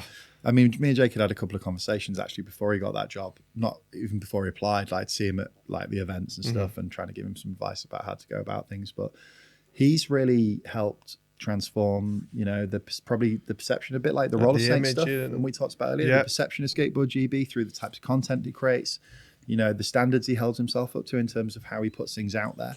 And I think he's like been such a, you know, integral part of, you know, Skateboard GB's kind of image and brand in the last couple of years, and the direction of that is down to Jake. It's amazing. I think more personally, I think you're right. I think he's probably still like, you know, a couple of years ago, he's just like a dude filming, you know, just Blackpool scene videos. And local grassroots skating, and now it's like, you know, it's blown up into this thing. He came on a trip with us to America earlier this year. We went on a little camp out to the States, and you know, obviously having a filmer out there is like a good way to push everybody to get some footage and put some tricks down. Jake came out, he drives the car, gets involved. You know, it's that same old thing, you know, like filmers, photographers, team managers, you're kind of a Swiss Army knife. Like, you're not there just to do one thing. And I think that's what skateboarding's so good at. The people that work in skateboarding are very multi-talented and have a lot of things going on, and they can cover a lot of ground. So like Jake comes on there, it just makes everything easier because it's another really competent person to get some stuff done, you know? Yeah, I love hanging out with Jake, and when I'm with him and if he's filming stuff, I know that if I feel like I've done something that looks stupid, and even if I have, he can edit it and present it so good that like I don't even need to see a draft of anything. Every time I talk to him, I'm like, just do what you got to do, because I know you're going to represent me and other people how they want to be represented. So he's a good one to have on that. He's spot on. I think earlier I kind of touched on like saying it was unfortunate about Sam's role being performance coach, and I probably should have touched on that more. And I think Sam and I have gone back and forth around, you know, the term coach, and if we should use that. Are we mentors? Are we coaches? Are we support? You know, what are we? And I think that, you know, both of us kind of like believe pretty strongly, although it's evolving all the time, you know, that, you know, skateboarding existed pretty well without the word coach for a long, long time. Yeah. And people have always got good at skateboarding without coaches. You know, so I think that we've always been a little bit hesitant just to adopt that role title, just without any critical thinking, because, you know, as soon as we talked about processes earlier, and where you put add unnecessary process thing and how that changes the dynamic of a thing. And I think, you know, we've been really considerate around, like, if you use the word coach, what does that create in the skater? Do they become reliant on you? Do they, you know, do you lose some autonomy? Like, what do you lose by adding a new layer of this title? And I think we're at a point now where, like, you know, it's pretty inevitable that everyone in this space is going to be called coaches if you're supporting or working with skateboarders. But I think that, like, you know, you look at photographers and team managers and filmers, they were the original coaches. Oh yeah, I'm doing it all the time. Yeah, I've got a recommendation for a new name instead of performance coach from the Mafia, Consigliere. You know, like the overseer of everything that's going on. Ringleader. Yeah, I think we do have to be careful with skateboarding globally at the minute with the Olympic stuff. In that sense, it's just like we don't need to run to just get in line with what everybody else, other sport has named or done. Yeah, you know, if you look at words like training camp, people go on training camps in sport. Well, we just go on skate trips. Guess what? They generally create the exact same outcome. You take a bunch of people away to another place. It's inspiring, and people progress and get better at it. A coach is generally how we describe it as, like, you could be a team manager or a filmer or a photographer or just an older skateboarder. I'd just label it all under manager. You know, and I think, you know, these words can create a lot of connotation and expectation, which, you know, actually doesn't necessarily always sync up with what skateboarding's about or where it's come from, you know. As we're going into Paris, about to happen, who are you most excited to see compete from Skateboard GB, but also worldwide? Because you must have seen a lot of what's coming. Yeah, basically. Yeah, I think there's some like, not, at the time of recording this, not 100% sure who's going to be there, but like, for me at this moment in time, there's definitely a few people I'm excited about. I think, the British lot straight away. So any of the British team that go, obviously, I'm heavily invested in that, and I want them all to succeed and have that opportunity if that's what that's what they've been working. Obviously, that's been what they've been working to. But then beyond that, Pedro Barros sounds a bit lame for me to still say it at 28 after all the exposure he's had and everything he does, and we all know who he is.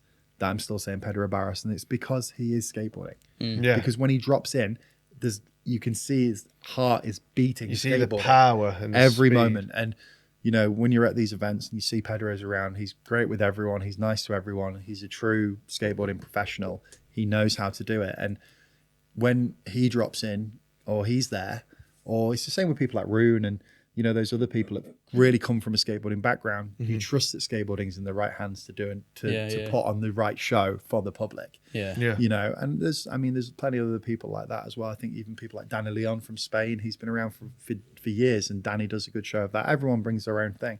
There is a lot of new kids coming up right now, and there is some incredible skateboarding going down. Kiefer Wilson from Australia, like technically he's blasting, he's going, he's amazing to watch. Kiefer is somebody who's figuring out his own style a little bit, but just incredible. Yuro Nagahara from Japan, style, grace, power, amazing. Hampus Wimberg, Sweden, one of the John Magnuson's crew, kind of been side by side with Oski for a little while, coming up. Yeah. There's a number of the young boys in the park that are coming up are really good. Same with the girls in park, and then street is crazy. The majority of guys will specifically see in the street competition are still a little bit older. So you've still got your Nigers, you've got your Descenzos, you've got your Malus, you've got you've still got these names. These kind of nearly bordering on kind of legends of skateboarding kind of thing going on. And I think with the men's street specifically, it's a pretty interesting show because it's so diverse. And then you've got little Jin Woo. You got a 14-year-old at the top of it all right now. So it's going to be a good show, And then obviously girls street as well, women's street. Sorry, you've got Raisa Leal. It's just incredible. The Japanese girls just putting the level in. Girls are flipping into that rail, no problem. Yeah, it's the progression in women's skateboarding has been incredible, and in the street specifically as well. It's flipping into handrails in contest runs. It's bonkers. It's bonkers. I've got a question for you, probably super geeky from the way I see it, but when you're taking a team there to the Olympics, what's are they turning up with a couple of exactly the same completes ready to go? So if a bearing goes, you can just pull the other one out. How are they doing? Yeah, I think at the point of the games, everyone will be pretty on it in terms of spares and things. Andy has 2 completes every time. Hinson has 2 completes every time. Yeah, it just depends on the person.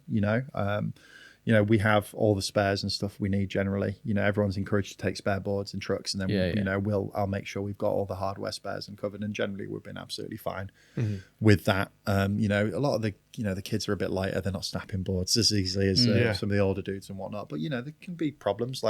Joe had a problem. He'll hate me for bringing this up because it comes up a lot. So we're in Sharjah, just in UAE. Beginning of last year, and he was mid-contest run, his wheel fell off, and it's but it's just you can't call it. It's bearing popped, and it's but you can't call it. Joe is meticulous in checking everything. He is he's a checklist. He checks everything before, but it happens, and it's just it's not good when it does. What was he doing when it happened? It's just axle stall. So he went up to do an axle stall, and it slipped and he shot off. It was towards the end of the run. It's unfortunate. Yeah, but these things happen, Yeah. I have a question regarding hardware and stuff. Is there regulations on what type of stuff you can use from the Olympics? Can you use the impact light stuff and you can techie boards, or is that not allowed? No, you can use whatever you want. It's basically anything that's retail trade. When it gets to the point of the Olympics or these IOC Urban Series events, OQS events we've been at, the only rules are it's got to be in retail trade. You're not allowed to put stickers on your board. It's more about branding. actually is the problem there. You're not allowed to promote certain things within those spaces. It's not so much about the equipment. So we say it's got to be in retail trade, so that's got to be easily accessible to the general public. They can buy the exact same stuff. Yeah. What about if somebody had a prototype board shape that they were riding in the Olympics, which wasn't yet available to the public? How would that fare? I'm not, to be honest, I can't answer that question. I'm not sure how that would fare at this point. Because it is just wood at the end Yeah, of we the just day. don't see it that often. And I think that right now there's like nothing to suggest at this moment in time that anybody's invented or come up with anything that's like, you know, far more superior than your average setup. no one's reinvented the wheel. What is your where you are now with your role and in skateboarding and the Olympics? How do you think it's going to fare out over the next 10, 20, 30 years with skateboarding and the Olympics and skateboarding on its own as it is now? What's going to be big open-ended question? Well, what's the long term? How do you think it's going to mold or not mold what happens in skateboarding without the Olympics? I just think we go back to it earlier and what everyone says. I think Olympics will just continue to go on its journey. Olympic skateboarding will go on its journey, regardless of. And I think the more cycles we go through, the less novel it'll become, and the less actually, in some ways, for the more core skaters or the people who are kind of more in tune with it now, they're just probably going to be. They're going to watch it on the day, but that's about it. The interest will probably wane in that sense. Yeah. There's always going to be loads of people that want to try and have a go at it and get involved in it. Yeah. But I think I don't think people are going to be, right now we're still pretty like hyped on it. Like even if we're not into it, we're all talking about it still. Yeah. And like it's like anything, as it goes on, it just becomes more normal and everyone gets more used to it and whatnot. So I think that, I think after the next cycle, we'll probably get past a lot of these conversations in terms of like, is it right for skateboarding? It'll be fully embedded into you'll know. The culture. Well, we've seen enough to know, and I think you'll go on. I think you're going to continue to see a crazy progression. Like, no doubt. That was my next question. Because progression has gone through the roof in the last decade, really. Yeah. Like where backlips down rails were like hammers, video part enders. Now it's like an Instagram clip on a story. That's what I mean. What are we going to see? Like Yuto comes in and does all his, nollie back free hill to boardside down rails. And I think for me, I mean, like thinking about, looking at Park specifically, there's a lot of space in the switch zone still. There's a lot of space I guess so. There's a lot of space in flipping without grabs or flip tricks into slides and grinds. There's there's this upping of the technical difficulty. There's still ways to go. There's still a long way to go. I think what I'd like to see is people be more like Jimmy Wilkins in that bowl. He's like, that's the way I'd look at it. Is because like, how can you adapt Jimmy Wilkins more into Park? Jimmy Wilkins' vert approach into Park. Do you know what I'm trying to say? And that kind of no grab kind of mantra. I think Jimmy skates vert and big ramps like he's skating street. You see it with Corey Janot a little bit. Yeah. Like, he's pretty notorious for a really good frontside flip, and he's got some good good rock and roll side and that. But I think that kind of more kind of streety style, nearly, that's pushing progression. Like, anything where you're not grabbing or whatnot is really going to start pushing the boat out in terms of that element. And with street, I'll be honest with you, it's just wherever the Japanese seem to want to push it because like it's insane. And like there's so many options, right? We always talked about this with skateboarding forever. Like it's endless combinations of tricks, and it's just take somebody to be inspired to try something different.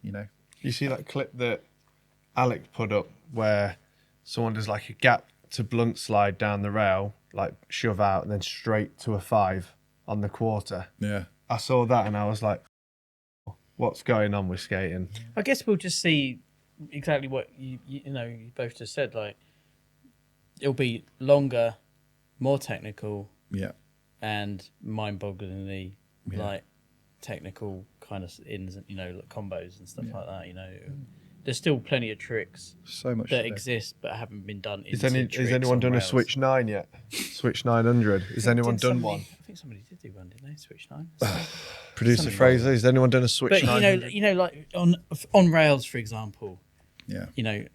I think they'll probably come to a point where the rails and hubbers will get higher and longer as well to make to raise the bar. But there's plenty of stuff that still can be done into rail stuff and out of it and that hasn't been done. And we're just going to see all that in the next 10 years. We're going to see all these next lot of kids come up and they're going to push the envelope, and we'll see a load of crazy stuff. And like we have to look at like Yuto and Schaar and what they've done in terms of like skating fakie and nollie, and like how that's changed it.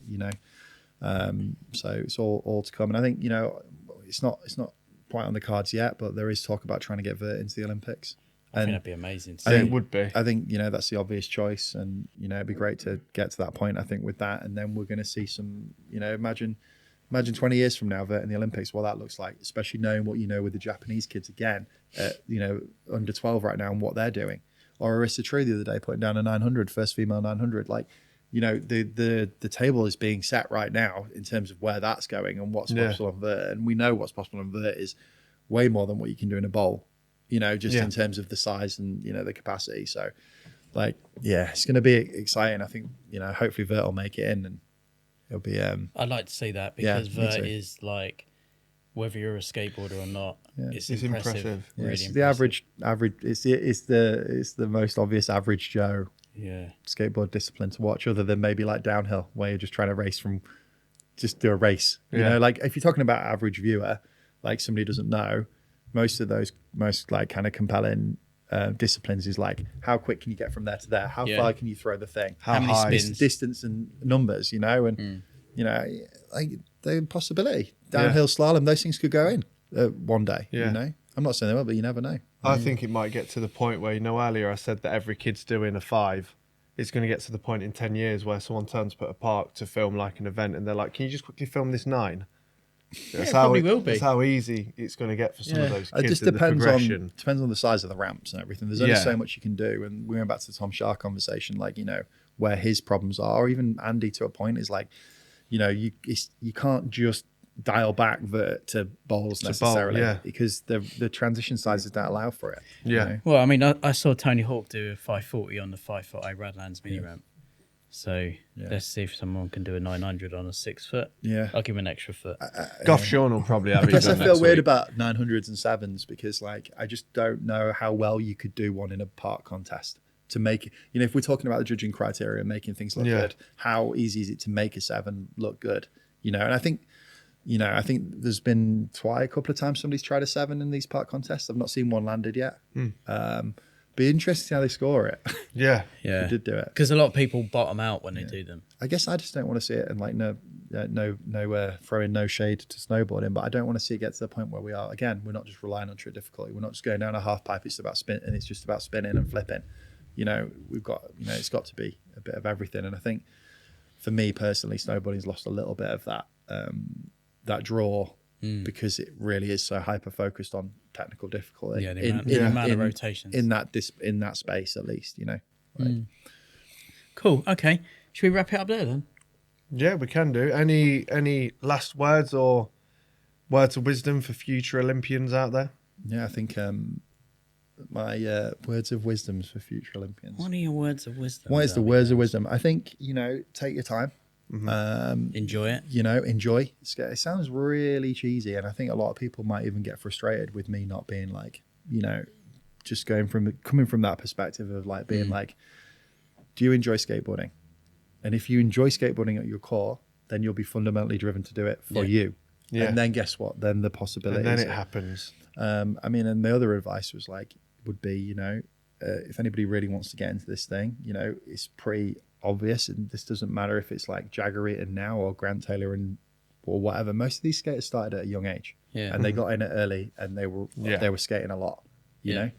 It's just part of that journey. It takes a while to get good at skateboarding. It's not easy. No, you start a bit earlier. You're gonna, that might help a bit of that. Equally, we've also seen skaters come up a lot later and go through and just super talented. You go back to the cardio particularly later. It's like some people are just born with it. Like that's what it said. And like there are those skaters, but they're just rare. And we've seen them. I think we've seen them in the UK. Mikey Wright, I think, is probably one of those sort of people. Ben Ramers, maybe. Ben Ramers was had drive as well, and he had a good group of guys around him to support him in that. But there's generational talents, but generally it's like, spend as much time as you board as possible, get out there and do it, but just try to have as much fun as you can. Just enjoy it. Just go skating. Just go skateboarding. Yeah. And I think that that's a message for, you know, and I think Toby will agree with me this, I'm kind of stealing your own thing right now. It's just like, there's a lot of talk in skateboarding right now.